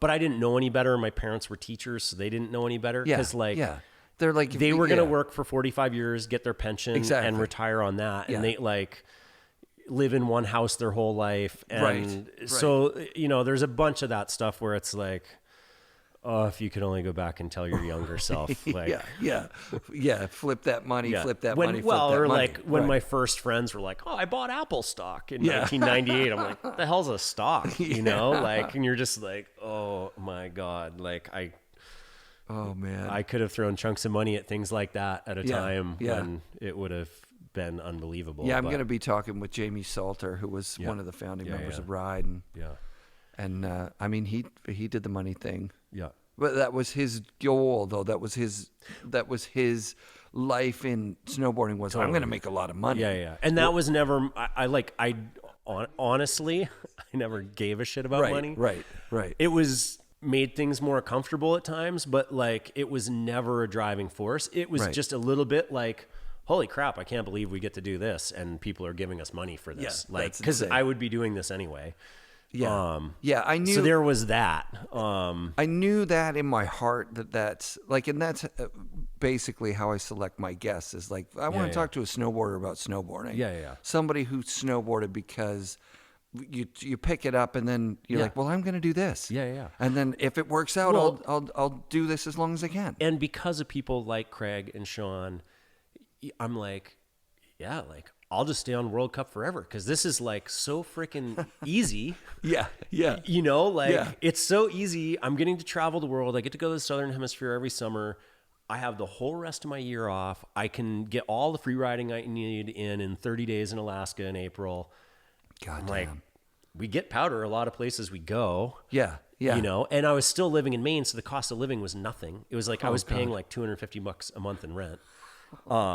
Holy shit. You know, so it's like so rad. It was rad. And like once I bought a bunch of land one summer and just lived in a tent for 6 months until I needed to leave for tour again. And it's like, sweet, put everything in my storage unit, I'm out of here. That's insane. And dude, that's so rad. Yeah. So like where I first bumped into you in real life, you were supposed, so I got into the Baker Bank slalom. Yeah. I was like the first guy in the lottery. Yep. They called my name. People were like, dude, you got in the lottery. Rad. I was so stoked.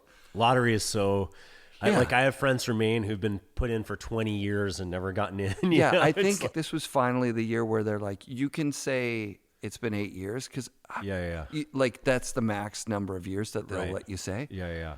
I'd lost count of how many years it had been. Right. It had to be like 8 or 10 years or something. You know what I mean? That I'd put in, and then I got it. I was so psyched. And then when I was looking at the results, you know, I didn't do that great, but I didn't get last. That was like my goal was, well, my goal was to win, but our category, which I consider you a part of, which is Pro Men's Masters. With you winning Pro Men's. And then the first 2 guys of Pro Men's Masters were faster than the second guy in Pro Men's. It's like the Masters are the fastest. Totally. Like, obviously. Well, and like a few years ago, and it was funny because like, you know, clearly Terje was a hero. And I'd been in a lot of situations where you're like in, you know, proximity, but then you're also like a little bit from the early years so starstruck that you're like, I don't even know what to say to the guy. And like, you know, I always was like, oh man, like, you know, because the first year I ever got to go to Baker was 96. And then I didn't get to go back for like a long time, like 2003, I think. Wow. Which again, another part of that year. So Terje wins in 96. Yep. I'm like a kid, like I wasn't a kid, you know, whatever. I was in college that year. That was like that year. Yeah. But I was like so out of my element of like, I remember it was puking on finals day, and my goggles sucked. I couldn't see where I was going. I was like so lost. Yes. And I feel like it actually just snowed that whole week. So that makes sense. I remember like never actually seeing the course other than the moments you're in there. And it's like the way that, it can be so disorienting. Oh yeah. Because, you know, and if you've never ridden like that natural half pipe before, like you have no idea of the intricacies of it. Yeah. And I just remember like, I didn't do horrible. I think I was 16th in Pro Men. That's good. Which was fine for like 1996. Totally. I was like, I'll take that. And, but then when I came back in 03, I got second behind Terje. Nice. He won again. God damn. And so it was like, oh yeah, like now I'm back and I can like race at this thing. And I like got to see it on a sunny day. You got duct tape. Yeah. I got my first duct tape, got my first blanket. And, but you know, I still like, I so regret how many years I missed, like not even before then, but like the after then till now, you know, like, you know, sometimes the US team would be like, dude, like you really should be in Europe on that week. And, and like some years I would skip out on whatever the other event was. And some years I would go, and I should have skipped every event every year for that thing, because it like, to me, it means more than anything.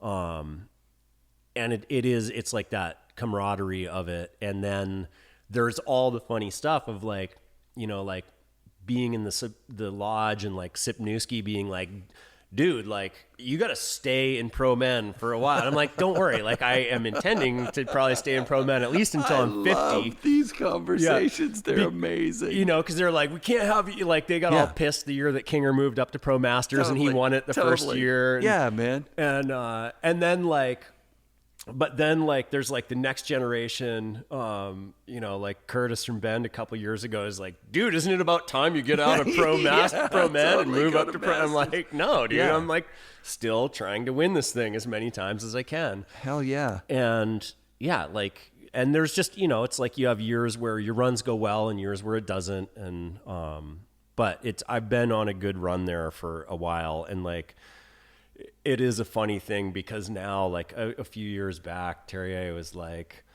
hey man, do you have a scraper? And, you know, and like comes up and I'm like, just give me your board, dude. Like, and I like scrape it all out, brush it all out. Sick. And it was like, that was like kind of the pivotal moment of like now, you know, he's like, hey man, how's it going? Every time I see him and stuff. He's really sweet. He is. I had the same thing with him that, I don't know.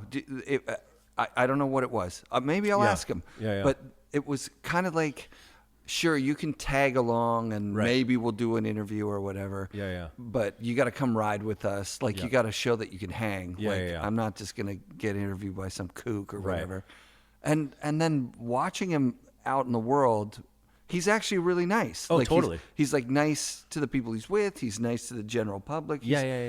But then there's like a jokiness that he has that like, at first you're like, shit, I think, is he really making fun of me or something? Yeah, totally. It's or like, why does he hate me? Yeah, you know? why does he like, hate me? Exactly. Yeah. But really, he's just, you know, he keeps people at a bit of arm's length, and then when you can rib back with him, you're good. I think. Yeah, I think so too. But so there's this funny thing like with that, because like the last few years it's been really cool, and I've actually been helping him out, like teching for him a little bit. And, because I'm just like, whatever, like I want him to ride his best there too, because like it means a lot to me to be competing with him still. Monday morning, like I'll get a text from my mom and she's like, "Oh, you beat Terje." That's great. And it's like the only, like, it doesn't matter if I got fourth or I won, or it's like the only thing she ever says. I think it's like a 7-year stretch, you know, like except for the year was off last year. And she's always like, "Oh, that's sweet, honey. You beat Terje." You know, because she would have like seen me watching his video parts, like totally, you know, the Valley Novato part from Critical Condition, like over and over and over on the TV screen at home. And it's so, and I would have been like, "Oh, this is the best snowboarder in the world, Mom." Like, yes, you know, it's so crazy that he was so far and ahead at that time. Yeah, totally. Did you compete against him in half pipe when when he was just crushing, when he was unbeatable? Like, my second U.S. Open, I remember he wasn't at the first one for some reason in '94, which is weird. Like, I don't know, because he should have been. He was at 93. I don't like. Maybe he was banged up that spring or something. I don't know. Yeah, possibly hurt. Right. But I remember, like, because I hadn't ridden pipe that year, like I don't even know if like the USASA gave me a spot in, or like I got a spot somehow. Yeah. And come home from college to like ride, and that was like, I remember distinctly that year he was like doing these back-to-back alley-oops, but like they were like his like third and fourth hits in the pipe, and they were bigger than anyone else's straight airs. Yeah. And it was like, to me, that was, I had lots of cognitive moments of like understanding that like your use of edges is like maybe the most important thing in snowboarding, because of like watching Mark Fawcett and watching Jeremy Jones experiment with turning alpine boards in the earliest years of that when I was a kid. But then seeing him translate it into the half pipe, and it was like, that's where all his speed is coming from. Yeah, he's just so much better at edging than everyone else. Totally. And so that led into that next year when I did my post-grad year and started doing pipe full time. And it was like seared into my head that it was like, especially because I was riding an icy half pipe all the time, it's like, if I can ride well in this icy half pipe at home when I'm training, I can go everywhere else and be pretty proficient at a high level. Hell yeah. Yeah. Yeah. And so sick. A lot of years, like the only time you'd ride against him was at the US Open. Yeah. Cause that was kind of like, you know, he had probably gone hard through like the 96, 97 winter. And then kind of started, like the superstar events started happening, Innsbruck Air and Style, things like that. And like he started stepping into this other realm where it was like, yeah, even at ISF, like he wasn't at Locks for the ISF half pipe, like in the season opener and like things like that, where you like, you'd kind of been hoping all these years, you're like, I'm finally going to get there. And like, you know, and you're like, fuck, he's not here. Like, oh man. Yeah. Yeah. So did you do big air and style as well? Yeah, not air and style, but I mean, I did a bunch of big airs over the years. And yeah. Slope style, everything. Like competed everything. Well, that was Craig's model. Like being the, you know, I came from that time where it was like whoever was the overall world champion was the best rider in the world. That's incredible. And so there was like a belief instilled. I totally hear you. Yeah, totally. Yeah. As a competitor, it's like, you got to be good at all things. Did you ever do GS and Super G and all that stuff? Oh, totally. Yeah. Holy crap. Like, I never really put much of an effort into it. And actually, it's funny because, like, the best result I ever had was after taking a complete year off from it. Yeah. Like, I borrowed a setup for national championships and got second in GS behind Ian Price. No way. Yeah. And I don't know if that was one of the years that Ian won the U.S. Open, but I got second to him in national championships in GS. Unbelievable. On a borrowed Burton setup, like borrowed boots, borrowed the whole deal. Oh, no. And then that same week at nationals, like Chad Otterstrom won slopestyle. I got second to Chad in slopestyle. Damn. I don't know. I was like sixth or something in pipe. I had a shitty pipe week that week, and still sixth. It wasn't. It was fine. Yeah, but like, But it was like so funny to like. Same week, be on the podium for slopestyle and be on the podium for GS. That's nuts. Yeah, that's right. And you know, to that point, it's like it was the same thing with like, say at that World Championships. I believe, I mean, I know as far as a U.S. rider, but I was definitely the last one like say to be in finals in a racing discipline and a freestyle discipline at that world championship level in the same week. None of the racers could ride half pipe At that level. Not at a world champ level or at finals level even. Totally. Holy shit. Yeah. Yeah, that's cool. Yeah. It's cool that you had that just in you from probably, going to school or like. Well, but I mean, it's like that was in me from like, Mark and Jeremy's influence early, but also like, like watching Chill with Craig Kelly, and he's like training gates he's on talking about Palmer being the Hood. Yeah, talking about being the world overall world champ was like such a big deal. Yeah. There was people that just didn't buy into that, like Brushie and like early on that were just like, no, fuck, I'm not doing the racing thing. Yeah. There's something. But that CVA had that influence where it was like, Yeah. if you're going to be a good snowboarder, you do need to be able to do everything. That's cool. And that was instilled in me. That's it. Yeah. Talking to Ross last year, Ross from Rebliati. Yep. Try and say it right. Yeah. Seeing him light up when he talks about going fast. Yeah. Like, of course, it's so fun to ride fast at your local resort. Like, it's be the fastest people on the hill, and people going, "Wow, you guys are going really fast." But like at a super G level, he was talking about it, and I was like, "Fuck, that's some next level shit." That's it was really gnarly. fast. I only did a few professional super Gs. Like, I remember the first one I did was at Kirkwood, and again, like I didn't really have the full setup then, so it was like I was on a 185 borrowed board, and it was against Fawcett and all those guys. It dropped straight in off this cornice at the top of this bowl at Kirkwood, and I was like, I haven't really been riding hard boots in a long time. This is fucking gnarly. Like, Fawcett crushed for those years. Yeah. There was So good. no racing world champ like Fawcett. Yeah. He was so good. So good. The Olympics where I watched it live at Earl's, like at the restaurant, and I was like, "Oh god damn!" And then Ross wins it, and you're like, "We should have had first, second." Right, totally. Like 100%. Oh yeah. Like there was no reason for Mark to get anything it but was first. binding malfunction. Yeah. Yeah, it was.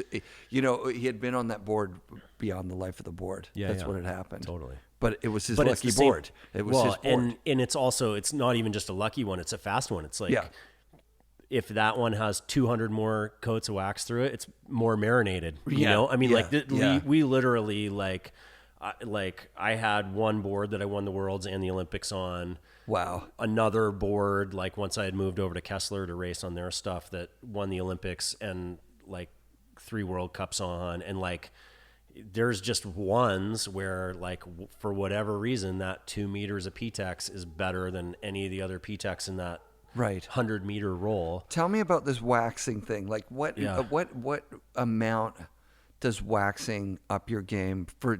Let's keep it to the bank slalom. Yeah, totally. How much? Could you win on just some random board that you grab from somewhere and put a coat of wax on it? You got a good wax recipe, and you could. I mean, you personally. I mean, I've worked now for a few years to like just dial in my board shape for Baker, where just I'm kind of like, I'm like, I know that like they're gonna set it tight or open, so I kind of have like 2 different radiuses that work for the 2 versions. And like I have done way less, like because it's like making my own boards at Winterstick, and compared to like what went into like say the Vancouver Olympics, where Hans-Jürg Kessler at his own factory in Switzerland makes me 25 boards. We go places, we glide test them in all different snow conditions with my wax tech. Like that stuff was really dialed in. And this was kind of like, well, I made one 164 and one 160 this year, and these are my 2 boards for Baker. And there's no testing. There's like, I put the right temperature wax on for the day, but it's way different than it was. So do you think that stuff makes that huge of a difference? It does. Because those margins are so tight. And like I am super stoked. I've ridden the same board for the last 3 Bakers. I'll probably ride it again this year. Like I just kind of made a good one. Let's talk about Winterstick. When do you first get involved with these guys? Is there a point where sponsorship kind of dries up? Yeah. And contracts just like totally. Well, yeah. I mean, a lot of stuff started with the financial crisis in 2008. Like 2008. Like, I mean, the Olympic years were super good for me Yeah. all the way through 2010 because there was money coming from outside of the sport. Got it. You know, like I had a 5-year run on Nike where I got a monthly paycheck from Nike. God. You were on that dream team with all those Nike just riders? to be training and like, you know, like that was like, I kept a couple of those pay stubs because it's like, it's kind of cool that like Nike is like, you're an athlete and we're going to pay you to just prepare yourself. That's nuts. So I did outerwear for them for 5 years. The ACG stuff? Is that what it's called? It was like, that was in there for a little bit. And then Oh yeah, they kept Nike going stuff. through cycles, right, you know? right. So it was like, especially with their involvement in snowboarding, like, and I never did the boots. The right. boots were kind of coming in again, but maybe like right after I got done with them. It was just outerwear. That's It was just outerwear. Their stuff was nice. Oh yeah, like no, Gore-Tex it was all Gore-Tex. pieces. It was Yeah, great. yeah. It was like, yeah, they like right before. Actually, well, I met with Curtis Graham, the team manager here in 2005. Like he came up to me after winning the world championships, and he's like, "I'd like you to be on Nike for outerwear." Sounds good. All right, talk to my agent, see how much money it is. Yeah, who were you on at the time? Did you have to leave North Face or some? No, I think I was actually just between Yeah. stuff right then. How so lucky. it was kind of like Yeah, that's dope. cool timing. Yeah, and then like That Nike money, god damn. oh, it was sick. And it was just cool. Like, you know, if you were in Manhattan for the week, they're like, oh, you should just go by the flagship store and get whatever you want. You know, like I had a big shoe collection for like 5 years. Yeah, that stuff is It just nuts. stuff that like, yeah, you'd never, I don't know. I never would have paid money to have a shoe collection, but it was like pretty cool when they just give you all that stuff. And Yeah. They have access to way like that next level up. yeah. Well, Burton's got access, like you Oh, say. totally. They're renting 2 floors of a hotel Yeah. in Europe and stuff. So Yeah. being on these, epic teams, Yeah. like It was cool. you were spoiled. I was definitely spoiled for sure. That's so sick. So Yeah. when does the So Winter Stick Stick, thing? Winter Stick came about. Well, there's like a couple things that happened. Like when the Quicksilver buyout happened with Rozzy, Oh yeah. and that was like they downsized everything that was going on with Rozzy. Rozzy had worked so hard Yeah. to take it from that Euro to like a US centric kind of like Totally. very cool team. Well, and even the Yeah. free ride team, like with me and the Euros, like Yeah. all those guys were on Free Ride World Tour. Yep. I probably, had I stayed with them, I probably would have started doing Free Ride World Tour events because Yeah. that was kind of like that next winter, like the winter Sure. after the Olympics. It could have been like, yeah, let's refocus for a couple years, and then I can like tune back up 2 years before Vancouver. Totally. And that was kind of my intention. And then it just didn't happen because like they they started losing money kind of as soon as the Quicksilver thing happened. Yeah. And in retrospect, it's like, I don't know if the administration there saw the writing on the wall and knew that this would happen, but like Right. the French owners like did an amazing business job of like, they sold at a high point to Quicksilver. Right. They bought it back like 5 years later for like 10% of what they sold it for. So the same ownership group comes back in. Right. They pocketed $50 million. Right. And had a 5-year vacation. had a 5-year vacation. Yeah, and they were like, yeah, okay, we're energized. Let's go back and run this again. Yeah. So they did that, and I lost out on that timing because it was like one of those weird things. Like Jeremy left to go to start Jones. Yep. They keep Zav because it's French centric. Totally. And I was like, I never thought I'd get a contract cut for winning the Olympics, but that happened. And That's insane. it's another insane one. So you win the Olympics that year, and your contract ends. Like at the end of that year. Yeah. And they're like, I think I well- had one more year. Like it might have run through 2007. Okay. Or maybe it even ran into 2008 and all the financial crisis. Some of that timing stuff like gets a little lost, but so I at the time there was like this huge shift in the board making as far as the race boards, where we were going from like just riding a free ride board, like we were riding Delarose Pro Model with special race bases. Yeah. And then like I got, I had an injury, and I would always have like peaks and valleys with injuries, like, have blown both knees, broke my back. Jeez. I've got 13 screws and a plate in this wrist, and then I ripped this pec off my humerus in a crash in Switzerland. So they're like about a year, it was a year and a day after winning. I am winning the final of a World Cup in Furano, Japan. Mm-hmm. Huge lead. Like, had just like been crushing my heats all day. 200 meters to go to the final kicker. There's like, how it, like this stuff warms up so much in Japan because it's so far south. Yeah, dude. So the takeoff of this kicker, someone in a heat before had like hooked an edge. There's a huge rut. Yeah. They're out there salting stuff. It didn't get raked. They salted a rut.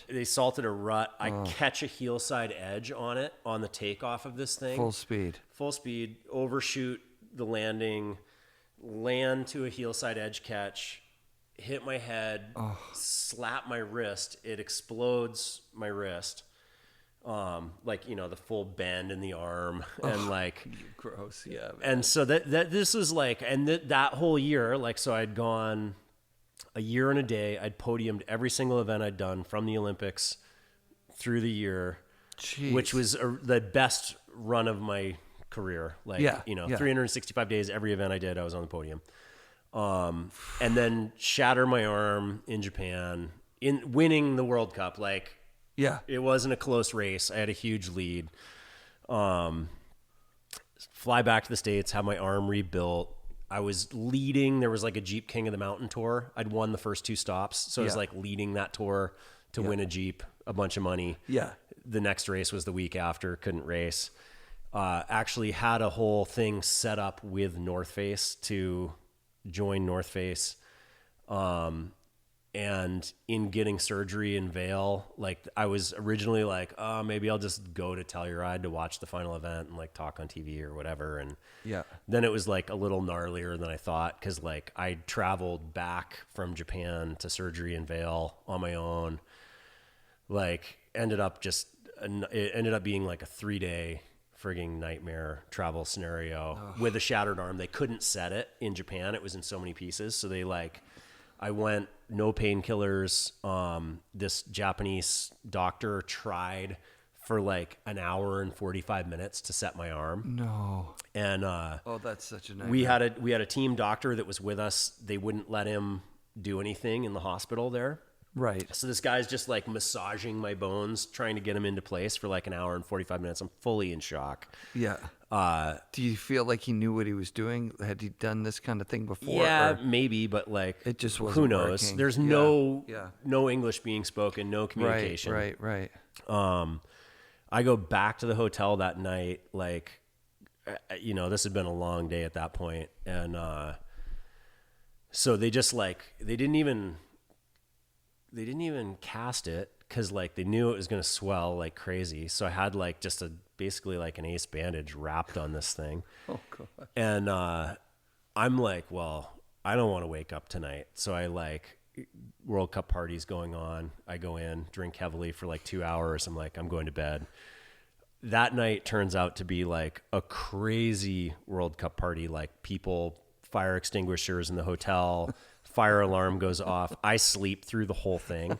Like I wake up in the morning and everyone's like, that was insane last night. I'm like, what? They're like, the whole hotel was evacuated. I'm like, I was passed out in my bed. Like, cause I didn't like, I get back from the hotel and that was the first time that like our team could be like, here's painkillers. So I'm like, go down, pound 6 beers or something and go to bed and then sleep through a hotel evacuation. Holy Thankfully God. It wasn't a fire, but yeah. And then straight onto a plane? And then straight onto a plane. Ugh.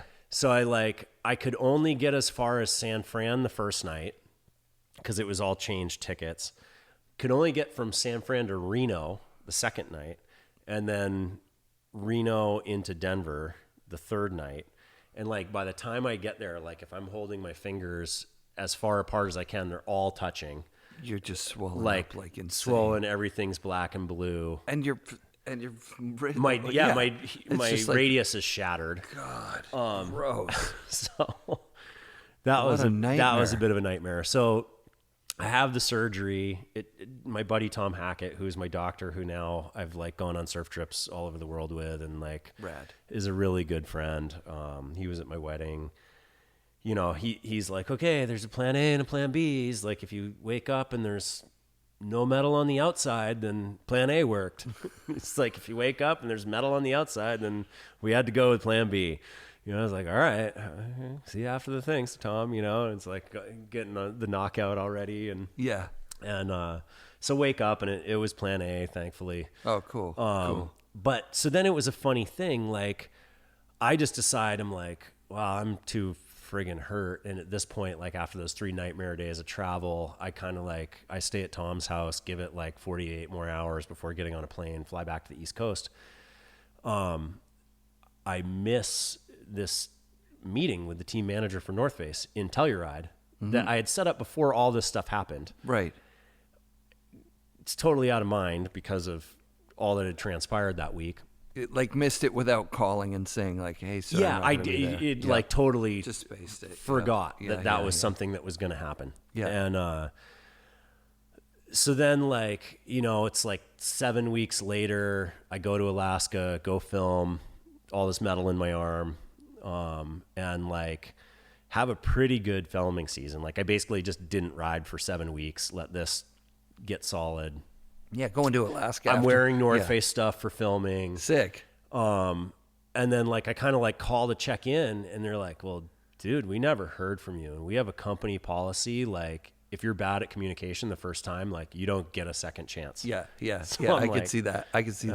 What a bummer though. Yeah. Like North Face is just weird sick. change of, you know, weird chain of events. And like, and that would have been awesome because continuation. Nike was done at that time. It would have been like North Face. Zav had just signed with him. So it's like, could have done trips with him. Oh, wow. You know, it was just such a weird, I was like, fuck. Just a bummer. Yeah. Just a bummer. Yeah. Cause North Face is they've had people on there for 30 years. Totally. And I was like, finally, I'm going to like, this is like the dream scenario from now until whenever. I was looking at an ISM magazine the other day. Oh yeah. That had to be from 88 or something. Yeah. And it's they like had John Greiber and, you know, like, they had a North Face ad in there. I was like, "Are you serious?" Yeah. I kind of missed it because I always thought North Face was did too, but sort of like ski related or something. Because of Schmidt, you know. Like, Scott Schmidt was is still the man, the poster boy. North Face, he's the dude. Yeah. But slowly over the last, I'd say 5 years for me especially. Yeah. I'm like, North Face is super legit. Oh, and this stuff's They've awesome. always made amazing shit. Well, my wife was an athlete for him for a bunch of years. So it was like when we first actually started dating, like she would come to Montreal for meetings at their Canadian headquarters and I would drive up to Montreal from Maine to go have a date. So sick. It was a funny connection, but yeah, that's super dope. Yeah. Okay. We gotta hit the winter stick thing. Yeah. So this is where I was going with all that somehow in a roundabout way. So I switched to Kessler. Like I have this moment at World Cup Finals. The year after that arm break, I kind of just have a shitty year. Like I could see it. No good results. Confidence is down. It's a big injury.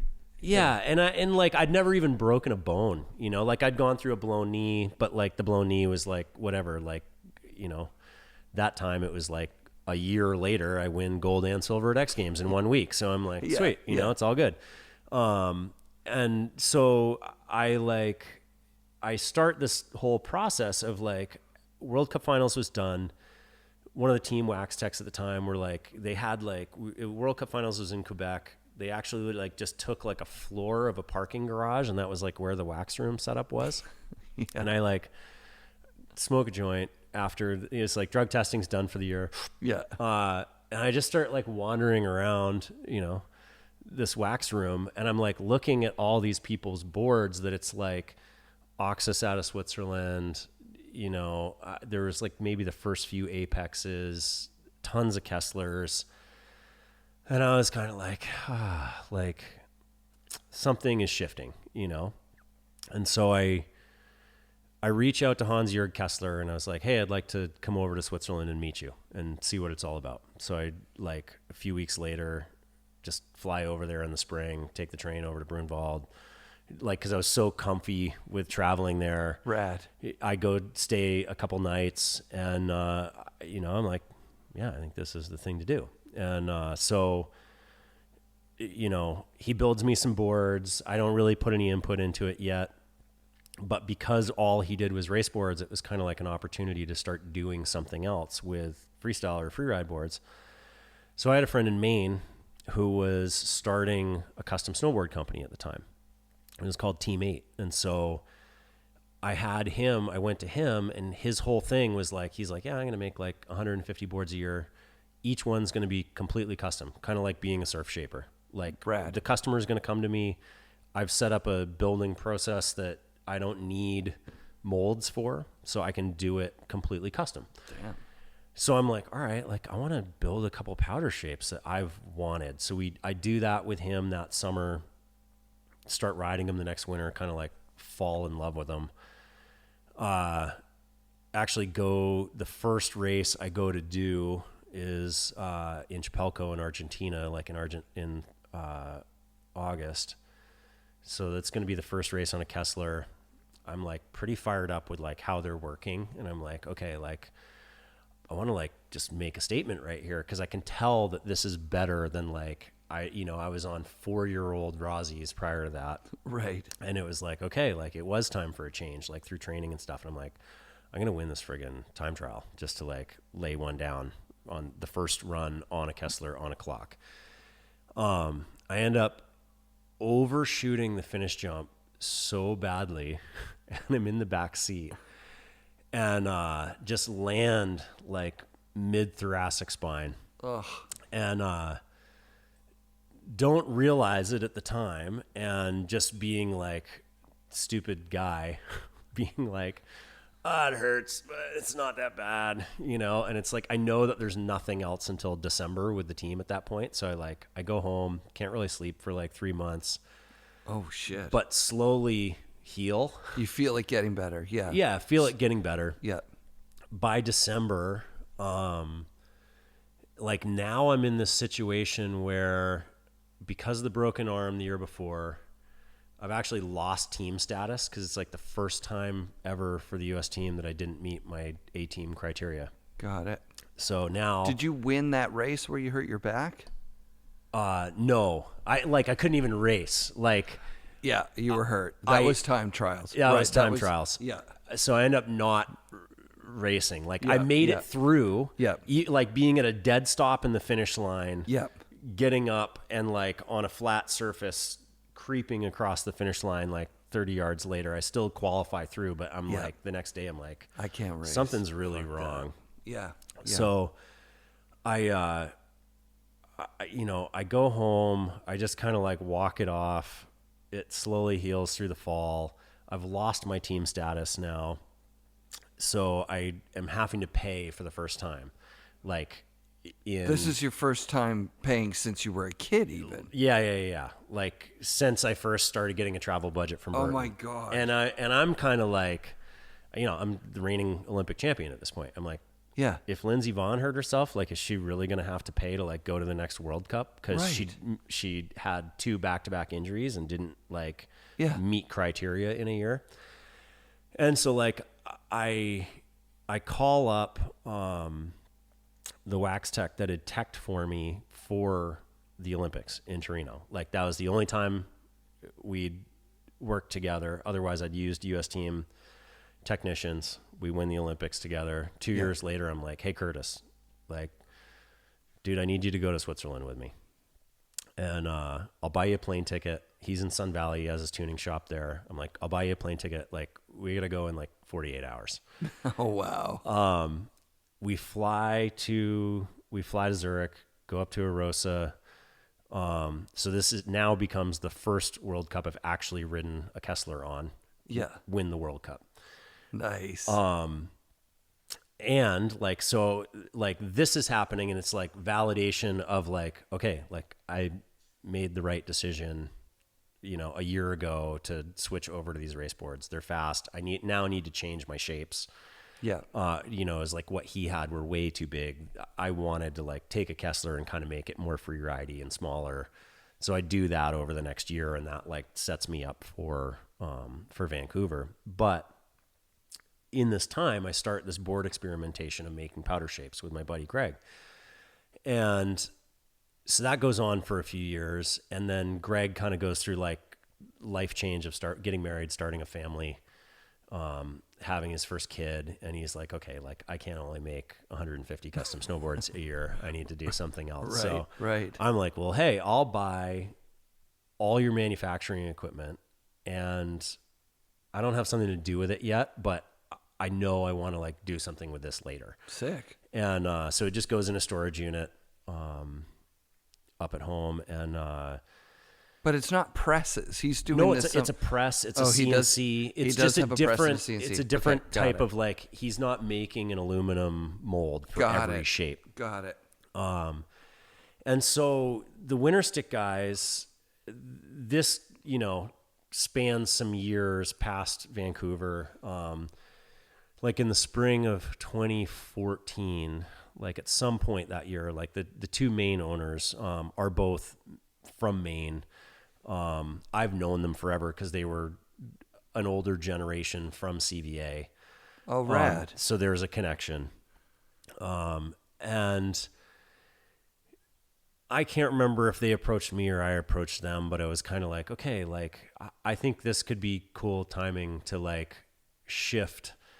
And you know, because I've been doing board shaping for a section of years now between Kessler and doing stuff with Greg, I'm like, okay, it's time to like make a shift, and I could help you guys kind of reinvent winter stick. Yeah. And it's time for you guys, like, you know, someone else has been manufacturing them for you. I can work with that guy, see if it works. So they were getting built out of the Wagner Custom Ski Factory in Telluride. So I'd fly out that spring, spend like 4 days with Pete Wagner, and I'm like, okay, like these are the changes we're going to make. I redesign all of it. We do like our first order that year. It all ships out of my garage in Maine. Oh, that's so rad. You did orders at... we had Wagner build the boards for us. But like you took orders at like an SIA thing or something? You go up to... They were just kind of... Or did you send reps out? No, nothing like that. We just were like, okay, we're going to build... And I forget what the number was. Because it was basically like... They had gone through ups and downs with it too. Absolutely. And their final... Like they had kind of built it up to where they were selling like from where they got it in 99, they built it up to selling like 4,000 boards a year again. That's pretty good. Which is pretty good. That's really good, actually. They got Tom Bird on, you know, like they'd kind of like put some things in place. And I think this happened to them in 06. They take all their pre-order money. They're being manufactured up in Chicoutimi, Quebec. They Focus Manufacturing, I believe. They give them $1.5 million up front. Yeah. And those guys close the door. Oh. And are like, yeah, try to come sue us in Canada. No. Take their cash. So my two partners go back with family money, pay back all the retailers. Oh my God. That had given them the money so that the brand would be in good standing. Right. It wouldn't fuck up the name. Yeah. That was when they found Pete Wagner, and Pete was willing to be like, I'll just do it as like a licensing thing. If an order comes through your website, I'll fill the order. Cool. But we're not going to build stock. Yeah.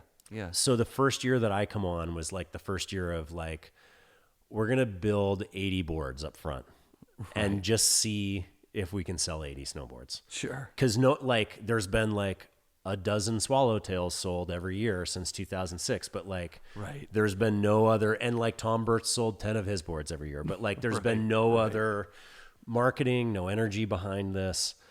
And so we just kind of started That was our starting point. And the next year we did one more year with Wagner. But it was hard because he had a custom ski making business and we were not his priority. Yeah, it'd be like using Pryor or someone. Totally. Yeah. And we all got that. And it was kind of like, okay, you know, like we made some more changes. The boards are really good. And yeah, the board that Tom's on, I always look at it every year. I'm like, you're still riding that board. oh, he totally, he's so funny too. Like, you know, I'm like, Tom, you know, you could have your signature model. Yep. Like you can ride whatever you want and we could make a signature model in a bunch of different sizes and sell a bunch of them for you. So you get some revenue. Totally. He's like, no, man, I only like the 173. He's like, I'll ride your board for everything else. It's like, yeah, but then why don't we just put your graphic on that a smaller board? Yeah, and man. if that's what you're riding in the lift line at Squaw, like, I rode with him on Ice Age in the early 90s. Yeah. And his boards were weird for back then. Yeah, you know what I mean? Like it was like they looked like they were a throwback to an old time. Totally. But I rode one when we were down in Utah, and I was like, this shit fucking rips in powder. Oh, yeah. Like taper. Yeah. Long, nice nose. Well, The now shape that was is a bit good. of the first, before I committed to it that first year, year I was like, well, I'll take a Swallowtail and I'll take one of TB's boards for my Alaska trip this spring. Cool. I'm going to ride TB's board, see what I think about it. Yeah. I went up, was like, I can go so friggin' fast up here on this thing. That Like, it's a machine. yeah, I was like, this is amazing. I was Yeah. like, yeah. So that was kind of like the tipping point of like, okay, That's sick. let's do it. It's time to like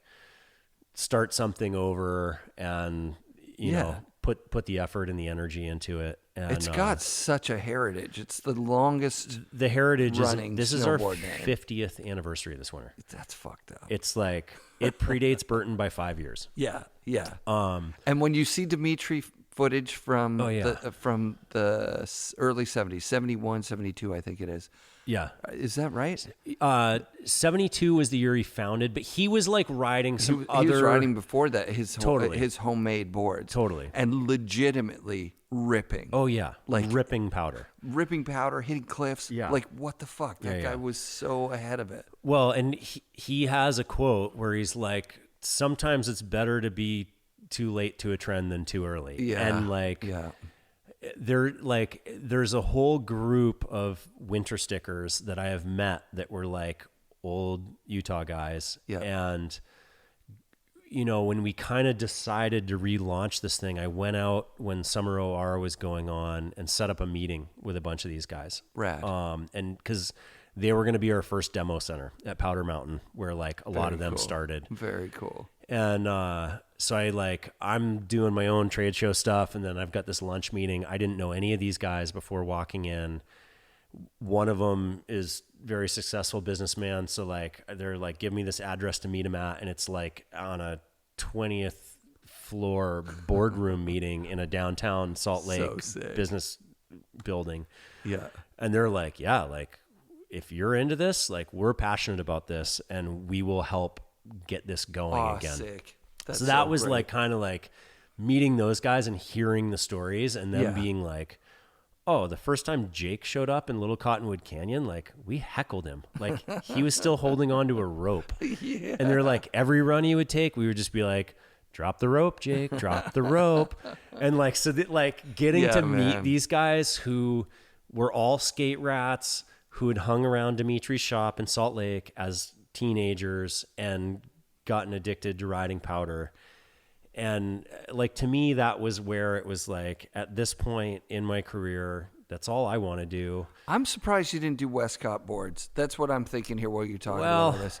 Like, is it just there's a certain type of person like I wasn't like into Chris Pryor or Yeah. or even Jake, or Jeremy Tom, or Jeremy that are Yeah. going to put their name on a board. Yeah. You had a career that would support that, but you're just not that guy. I That's just wasn't not that your- guy. Yeah. I didn't want to go that route. Like I was comfortable with like creating my own pro model for a brand that I was Yes. now a part owner Yes. of. Cool. But like, to me, the big part of it was this legacy of this brand, and the legacy of a brand that is all about riding powder. There was nothing better I could do. I couldn't trump that, you know. It was like, that's as good as it gets. Agreed. And I wanted to just like that whole ideal of like snow surfing, and like meeting these guys and being like, yeah, like that's what we dubbed it as, and like the first time that I went to Taro Tamai's place, in Niseko, and seeing like the top of his rack of the things that influenced him for Gentum stick was like the winter sticks. Yeah. And I've always wondered what those, how do they do the dots? My guess is that they. Oh, it's just a die cut. Like the dots that on like his base. No, on the top sheets of the really old ones. Yeah. I think they look like drips. Like I think they epoxied it and then they flipped it's not. it. It's a mold, and I've seen the mold. Oh, you've seen the mold, and it's like there is a cavity in every one of those. So that was all designed. Yeah. One of the trippiest things, and like I love some of the stuff, and this is why, like, I've had some email communication, but I would love to sit with him, or like I would really love to sit with Don Moss, who is his graphic designer. Yep. There is, when you look at one of those and you actually see it in the light, and I have a few of them, they're back home in Maine, like as soon as COVID's like travelable, I'm hoping to go back there in September, and I want to bring some back. But it's actually amazing because they had this old oval logo that was kind of this like energy orb thing, and the actual bumps are repeating that geometric shape down the boards. And so when you look at a real one in the light, like you see, you're like, oh, that's actually their logo. Oh, wow. In concentric circles. No way. Coming down the board. And so like the geometry of that was like, when I had that moment of like, oh, that's actually what that is. It was like amazing to see it for the first time, rather than just like looking sideways at the board and being like, oh, it's just covered in bumps. Like, I was looking at the bumps from the point of view like, how did they do that? Yeah, because Scott Surface has one. Yeah, go look at his, and you'll see this. And he's like, don't flex it, don't break it. It's like $1 billion board. I was like, that's the thing, that it inspires this curiosity. That you're like, this is not just like a toy. Like when you see a snurfer, it's a toy. Yeah, it's a toy. It's a toy. But when you see but Dimitri was the first person to make a modern snowboard, legitimate modern snowboard, and especially for the purpose of riding powder. And 100%. I think ultimately what really happened with the first downturns of Winter Stick was like he couldn't conceptualize, because like he's giving him to Regis Roland, and Regis is riding him in France and shredding at Les Arcs and shredding. And it's like, why would you build a snowboard for hardpack?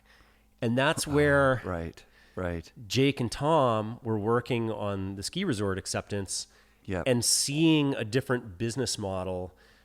Dimitri was so influenced by that soulful experience of going out and hiking in Little Cottonwood Canyon or in other parts of Utah and riding fresh powder. I think he says it in episode 1 when I talked to him on the phone. I'm sure he does. I think he says that there are days for skiing and there's days for snowboarding. Though, totally. Like you would just, you would wait until it was like pow surfing. Yeah. Because he was a surfer coming from Jersey. Yeah. Moving to where the best snow in North America, Absolutely. Like other than Canada. Like now it's like so funny. Like my wife is always like, all these Americans that like fly over British Columbia to get to Alaska, like they're freaking idiots. Like, now I'm learning. You're right, honey. Like, because she spent so much time in Bella Coola and Micah and all these places. Oh my God, the Purcells. Yeah. So like the whole Utah moniker of best snow on earth, like it's really nice when it's light there. It's also so far south, it gets really hot and it gets almost destroyed. Yeah, it's almost but probably, too light sometimes. Totally. And probably in the 70s. Oh yeah. When it was colder, like I'm sure the 70s and 80s, like maybe it was the driest snow on earth. When you actually see Dimitri riding in those early clips, you're like, that dude's got perfect conditions. Oh yeah. He's not like the equipment, like the boards are fine, but he's strapping himself with like, makeshift straps, like windsurfing stuff. Really. Totally. And you're like, but in a way, like now that you're watching all these people pow surf bindingless, you're like, well, they didn't really need any bindings not because really. Yeah. if they weren't crossing a track, like, Totally. what did it matter? Yeah, for what he's doing. Yeah. But his style is good too. That's another thing about Dimitri is his Yeah. style is super good. Oh yeah. For it's making it up. He's not watching totally. someone else. No, but he's watching Surfing. surfers, and it's like if you like thinking of like, like Dogtown or Riding Giants, like with what Peralta was telling us about the influence of surf culture and like doing the Bertelsmann turns and things like that. Like I see in these old photos, like those guys were definitely emulating surf heroes, even 100%. Though they lived in Utah. He probably brought that influence to all those skate rat kids in Salt Lake. I think and that you're right. was the actual surf influence. I think you're right, for sure. I've been looking. There's an archive of old Playboy magazines online, like with the whole 60s and 70s. Yeah. And I'm looking through those years where they said he started in 72 and fairly quickly got notoriety in Playboy. Yeah. But I've never been able to find it. I'm trying to think of... And I've been going through, looking through, those old Playboys were like hundreds of pages of like crazy advertisements, and it is like fascinating. It is. Well, but and I haven't found it's either an article or it's probably a checkout. There's like a checkout section in there's an archive, and so this is 2 years later, but this is when he actually got the patent. Yeah. Like 1974. It's gorgeous. January 1. It's January 1, 1974, Dmitry Milovich, U.S. patent for the snowboard. It's incredible. Like there's this history of like, we have this binder of all these like I want to the go through legal it with work, you, man. So like there's so much. Like the first time I sat down and like was looking at this, I'm like, this is snowboard history that like people don't know. People don't know it. And I talk about it on the show all the time. The reason they don't know is that the snurfer was invented in Muskegon. Yeah. And Jake went. Yeah. And so there's like this easy history from 69, which is the snurfer. Yeah. So as long as you give it to Sherman. But it's which not you snowboarding. have to in a way. So then that like you can just tell that story, and you don't have to tell the Utah story. Exactly. And look at those guys in Utah you're talking about. They're furious. Oh yeah, totally. And rightfully so. Yeah. They were riding the lifts. Yeah. They were riding the lifts in 81. Yeah. Even with I think they were riding the lifts in 79. They could have been. And I think there was actually a time when they could ride Alta before it was decided. That's it. No. 79, 80, and 81, if I'm not mistaken. Powder opened up to all those guys and was supportive of it. And a lot of those guys were from Ogden, so they were down there. Yeah. It's such a rad history, actually. Yeah. I tried to tell it. I don't think that it's not going to hit the mainstream, but eventually it is the real story. It is the real story, for sure. That's the bottom line. Jake never denied it. Oh, yeah. Jake always said, Dimitri was doing it way before me. Exactly. Yeah. Jake didn't have a board you could ride at a resort in 79. Not early. No, God, no. 79, not 80, not 81, not till 85, really. Yeah, I mean, the first elite, when the first metal edges got on. Yeah. I mean, and that was the thing. It's like, it's funny for me because like that first interaction with my skateboarding buddy Chris and me buying his Woody. Him already knowing he needed metal edges in Maine. He's totally. like, "Oh, Seth, you're gonna love this thing." And it was perfect. Like his way to offload the Woody for $85. He's like, I got my use out of it. I'm getting $85 from this little Probably kid. bought it for 115. Totally. Yeah, that's great. But the first, I distinctly remember I had a day, and it must have been midweek. We had a family friend that had a condo at Sugarloaf. And this was like post my parents' divorce. So my mom took me up. We stayed at my buddy's, their friend's condo. And I had my first lift access powder day on that Burton Woody. Yeah. And it was like, that thing had taper. The swallowtail was small. Yeah. But the nose rocker and all this stuff, there was this one trail at Sugarloaf, and I was the only person, and I just kept moving my tracks over the whole day. And I just remember being like, this is freaking unbelievable. This is the perfect day. Because I had the experiences of going on boilerplate and like being stuck on the low side of the trail, like, cause everything was cambered one way. It's the worst. And there was no way with no edge to like, I'm like, I can skateboard really well. And I'm like, this friggin' kind of sucks, you know? And especially compared to all the backhilling days. Totally. And then it was like that. I remember that day, like, and anytime I ride that trail to this day, I'm like thinking of those first turns and like the stacking of tracks and being like, that thing was actually really functional for powder. Oh yeah. You know, well, the back hills. I mean, that's where, that's the back hills of New England is where totally that was honed in, right? Like Jake went to Muskegon to go to the Sherman's world championships, the snurfing championships, and they had to. They're like, your board has changed too much from what we have, but they were very inclusive, and they made a category for him. It's such an easy history to tell. Like it's complete in its thing, but you're leaving out. We've already said it, but you're leaving out like real legitimate people that had 10 years on Jake's scene. No, and it's cool. Like I you know, like internally, like we've just been like putting a bunch of effort because we're still a small manufacturer, you know? But it's rad, like getting to celebrate this year as like the first 50th anniversary. That's so sick. That's big. It's cool. Yeah, that's super rad.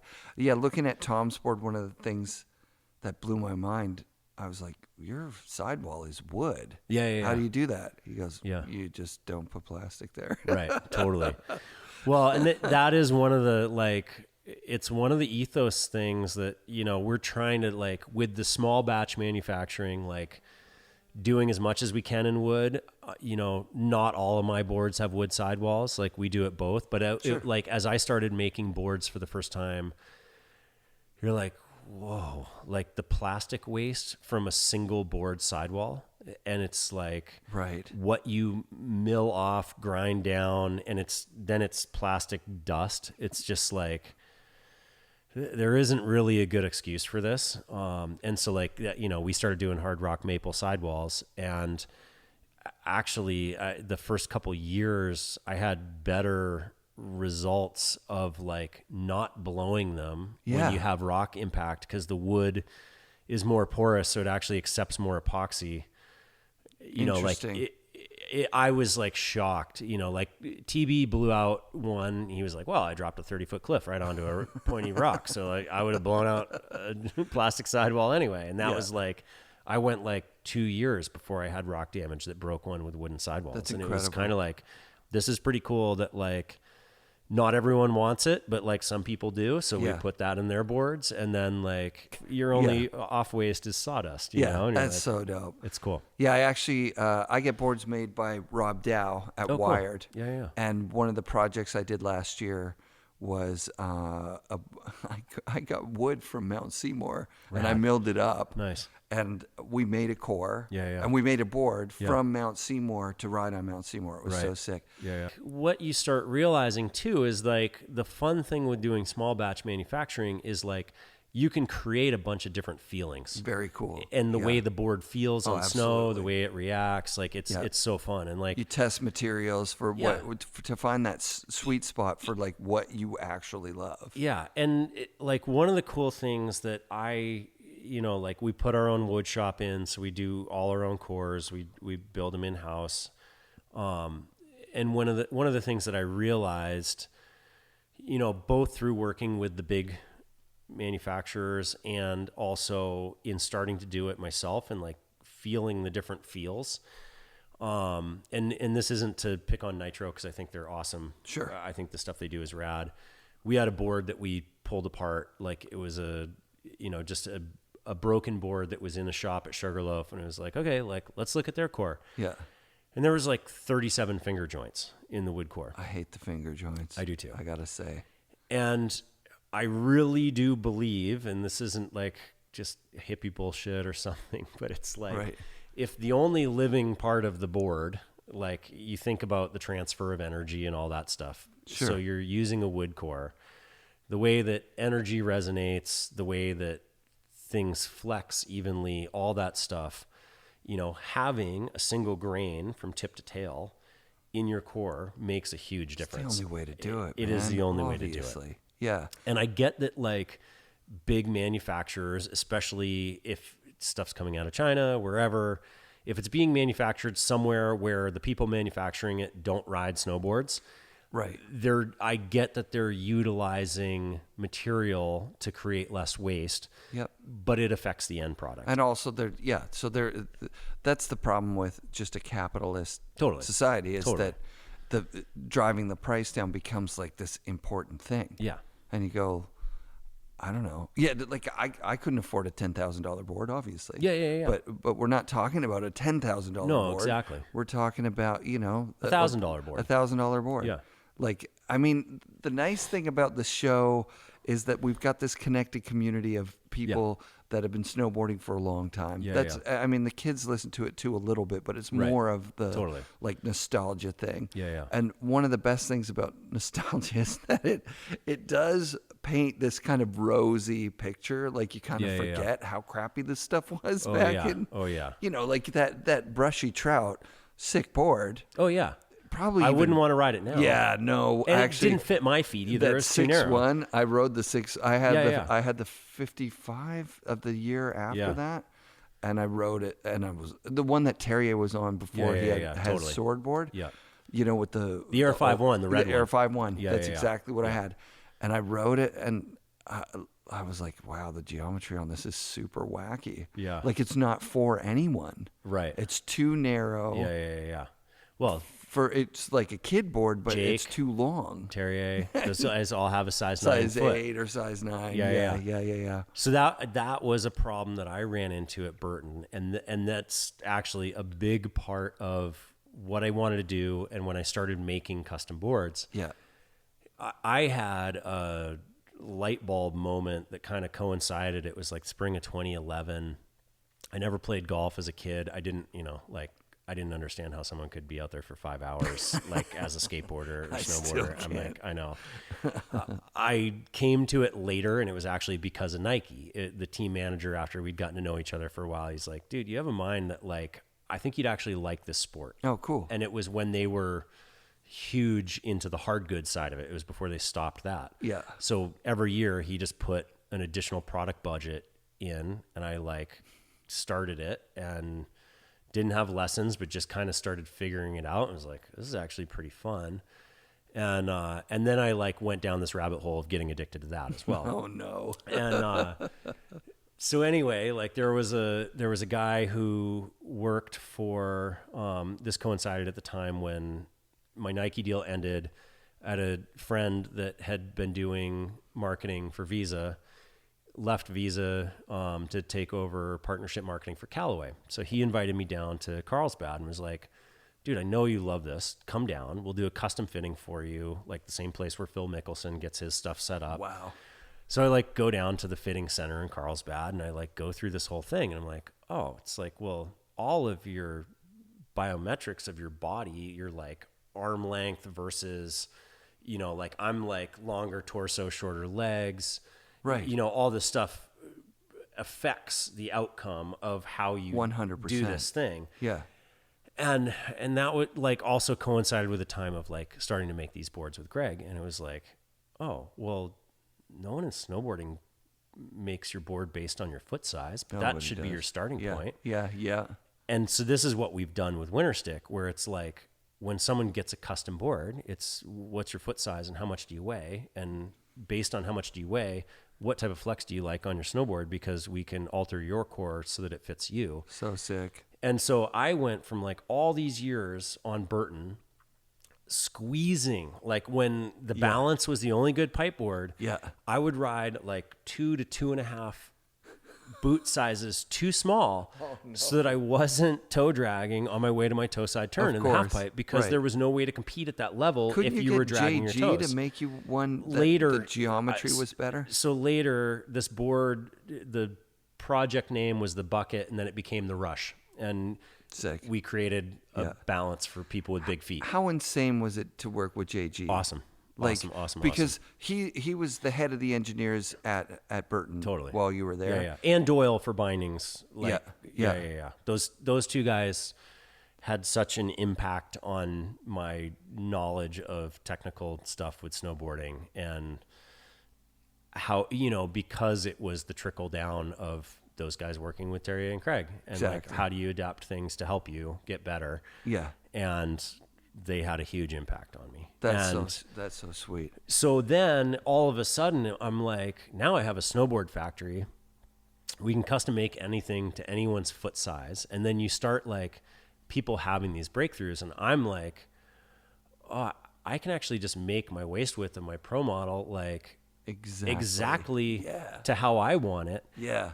And then like I've had all these like turning breakthroughs, which sounds funny in just the last few years, but where like now I'm like, oh, like you go, like I'll just go be testing something like up on Blackcomb, and you're like, I can like ass drag every hillside turn without losing any edge contact.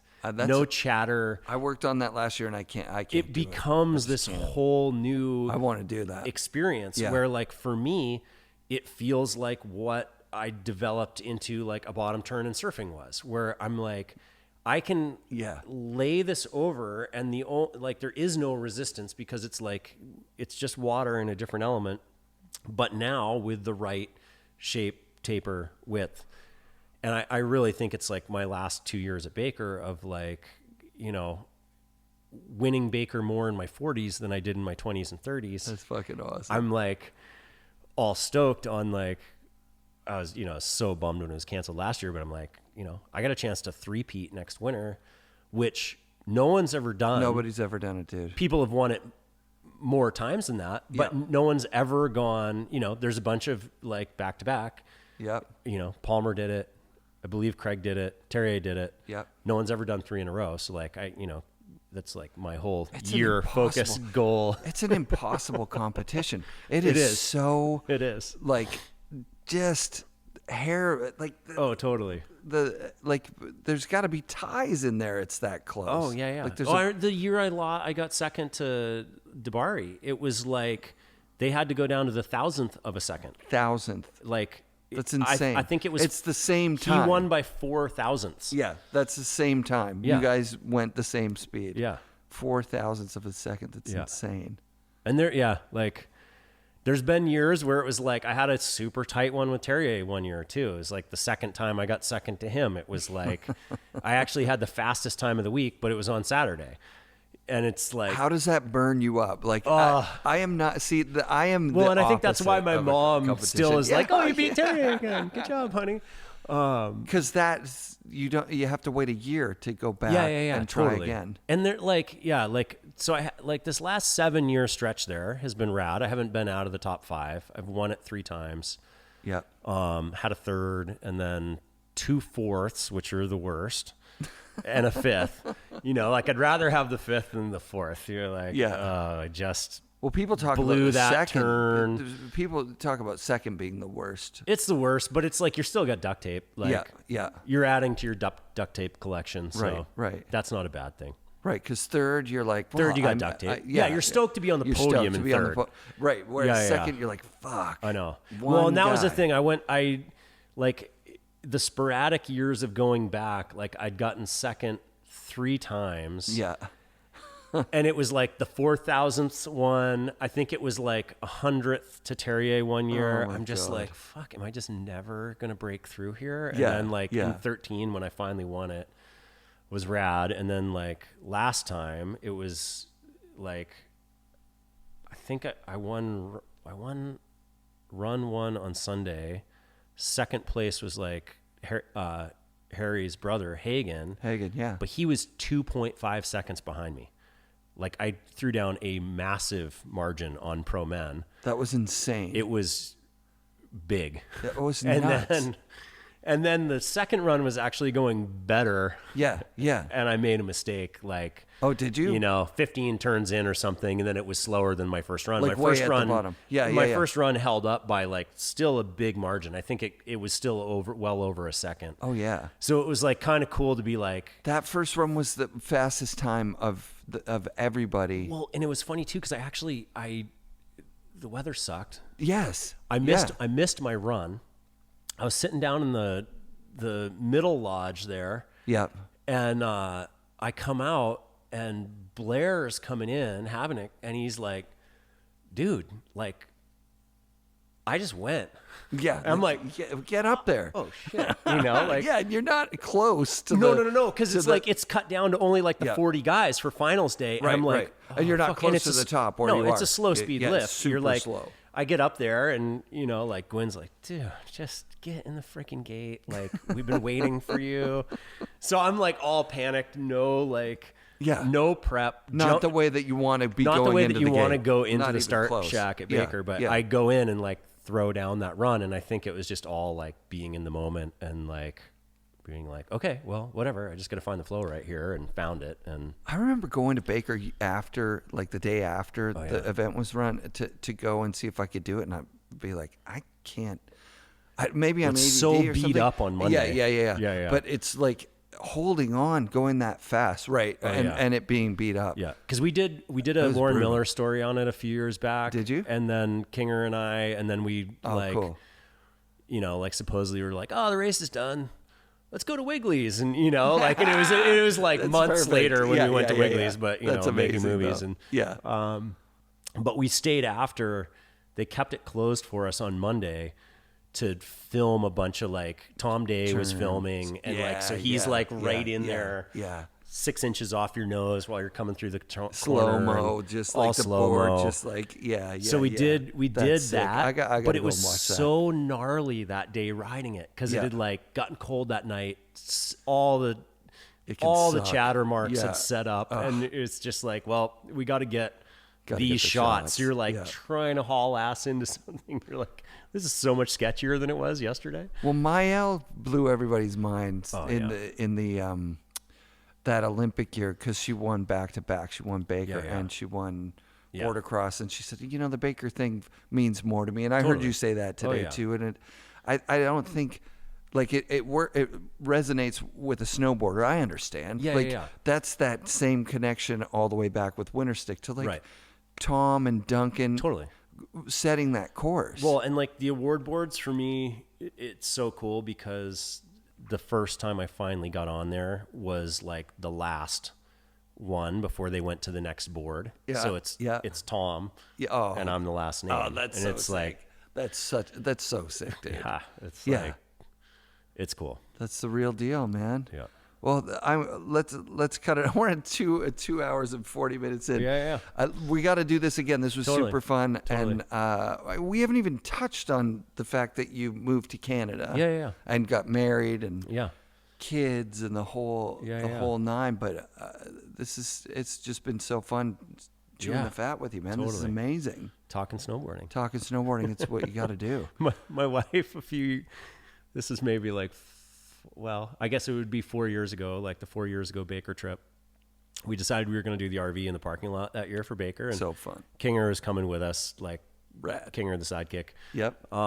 So she was just like, at the end of the week, she's like, well, I am never doing that again. 'Cause she's like, you guys, like, there's nothing else you could talk about other than snowboarding for 5 straight days, like with the 3 of us all staying together in an RV. I'm like, and she was pregnant at the time. So wow. She couldn't even. She's a trooper. Yeah. I was like, you're right, honey. I'm really sorry about that. It was so mind blowing for me to be in Pat A's RV, seeing Mikey B's stuff. Like, these are my guys. These are my celebrities. Yeah, totally. I'm walking around that place just going like, holy shit. Oh my God. Oh, I'm always like, dude, Jeff Fulton just said hi to me. He knows my name. He taught Craig Kelly how to snowboard. That's amazing. Like, talking with Dano every year. I mean, it's just all that. Yeah. To me, that's the best week of snowboarding of the year every year because it's the culture. It's our culture. Yeah. It's a culture. Everyone from everywhere. Mm-hmm. Yeah, there's yeah, nothing seeing Wes cooler than make that. peace. Totally.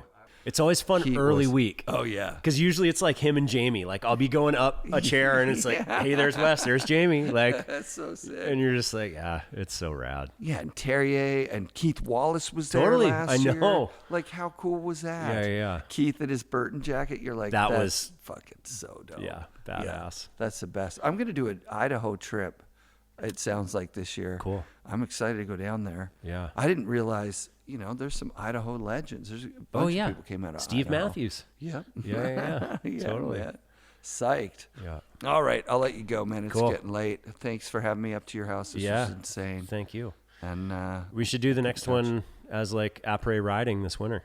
I'm 100% in. Yeah. 100%. Or après sledding. Apple sledding. I don't know. Usually I'm just like gripped on Done. the way home, going like, "Oh my God, not again! It's dark." Yeah. Like you Oh, leave yeah. you leave Totally. in the It's a morning long and day. it's dark, Yeah. and you say, "I'm going to do a half day today." I'll tell Yeah. my guys that Yeah, every yeah. time. I might have said that every time this year. Yeah. But I'm gonna leave at noon or something. Yeah. That's actually the fun thing about where we are right here, because it's like, we're still in that early stages. Like, daughter's got daycare. We can get her in there at 8:30. Yeah. It's a 5:25. That is the drop dead pickup time. That's the absolute. It is the absolute. They're calling child services. But I can Yep. do that, race up here. Yep. Sleds are on the trailer already. Hook them up. In 25 minutes, I'm at the parking lot at the Hurley. So go good. do 2 touring laps Yep. and be back and do it all. And it's It's the right thing. we couldn't have been happier about landing where I landed in life and being here and raising a family and starting a whole new chapter and having this kind of access. You're doing it, man. This is unreal. the dream. Yeah. This is where, and it doesn't always end up like this, right? Like talking with Yeah, Farmer down in California. He's still killing it. He's still, doing his thing. Yeah. Or Parada coming down, Yeah. moving back down from Alaska. Actually, Yeah. I think he stayed in Alaska, but he's a golf pro, part of the you're right. year. Yeah. Right? Yeah. And meeting him was cool. I did. Oh, yeah. I went and did tailgate one year because I'd normally been over in Cordova, and it's just all of those. Every time you meet someone, and there's that like-minded meeting of what it was like in those early days. hell yeah. And that just shared experience. It's really special about our sports. Yeah, I think those guys did such a service for people like us that totally. were I think of you seeing Palmer and being that and him making a face doing at his you. weird and then now that I know him and all that, Yeah. he'd just be clowning people all through Europe when we'd be over there the same way, Totally. and I'm like, nothing's changed. Yeah. Yeah. Those guys were the fucking best. Totally. That was what got us into snowboarding. It wasn't like a Shaun White perfect half pipe Red Bull pullback. It's in the middle of a private mountain somewhere shot. Exactly. I don't think I could have fallen in love with that because I'm not going to get that. That's not going to happen for me. I know. But Palmer in a Cadillac. One of the other big, crystallizing moments for me, and I forget what Christmas this was, but it was the one that it came out. My mom got me Snowboarders in Exile. Oh, the best. And the absolute best. to get that I think for me was the first time I was like, oh, I want to travel the world. Yeah. Those guys are traveling the world. Yep. Just experiencing different cultures, different places. And Totally. that whole start of Fall Line right then was such a cool documentation of because you'd seen it in ski movies, Totally. but you'd never followed a cast of characters from the snowboard industry, which gave you this sense of who they were as people and the characters they were. Brian and, Harper talking about Burt Lamar's car. Yeah. And, Totally. And being in, they're over in Europe and they're Yeah. stealing his car. Yeah. They're still doing the things that you identify with as a scrub skateboard kid. Exactly.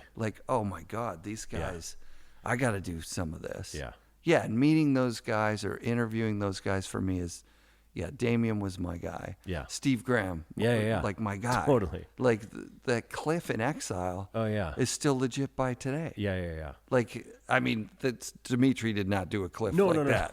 No. No, and that's the thing. Like those that generation and the way they're pushing it, and that they were just kind of freewheeling it and like, hey, we're going to drive through the desert to Jackson and just see what's happening there today. And Yeah, totally. And just dropping stuff that, like you knew they didn't pre-ride that stuff. And like, oh no. And it's all resort riding. Yeah. That's the craziest part of Totally. Exile is that even the double flip section is under the chairlift. Yeah. You're like, could you imagine just being there I at know. that time and these guys are throwing doubles? Oh yeah. Like, no. That is impossible. So sick. Yeah, that was a movie that was because I'd seen the Western Front, which was See, the I precursor to that. didn't get to see Western Front. So like for me, that was just like, whoa. Because there was an old, and I can't remember which generation of, I'd seen One Track Mind from Burton.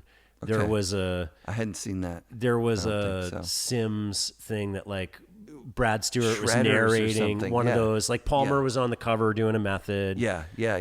I have seen that. I mean, Snow I'd Days seen or those. something. Yeah. But Team movies. That was the thing. It was wasn't. team movies. This wasn't a team movie. This Totally. was. This was just- what this was is happening in snowboarding. skateboarding, Yeah, right? Like it was exactly. like it went from like the Powell movies Exactly. to like the H Street movies. Exactly. And this was like because those were the Yeah. movies that I lived. My Yeah, childhood yeah, me was too. through the Bones Brigade, Yeah. and then the transitioning into the H Street stuff. Yeah.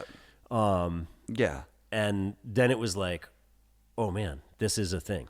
Like, Yeah, with snowboarding, one of the things that's bizarre to me is that I always thought in snowboarding, okay, skateboarding happened before, Right. and then snowboarding stole from skateboarding, but really they were happening at the same time. Yeah. Like Burt Lamar copied Tony Hawk's Right. actual board shape, Yeah. and that became that trick stick. Yeah, Like totally. they existed at the same time. yeah, Like skateboarding became twin tips Right. at the same time that snowboarding became twin tips. It Exactly. wasn't.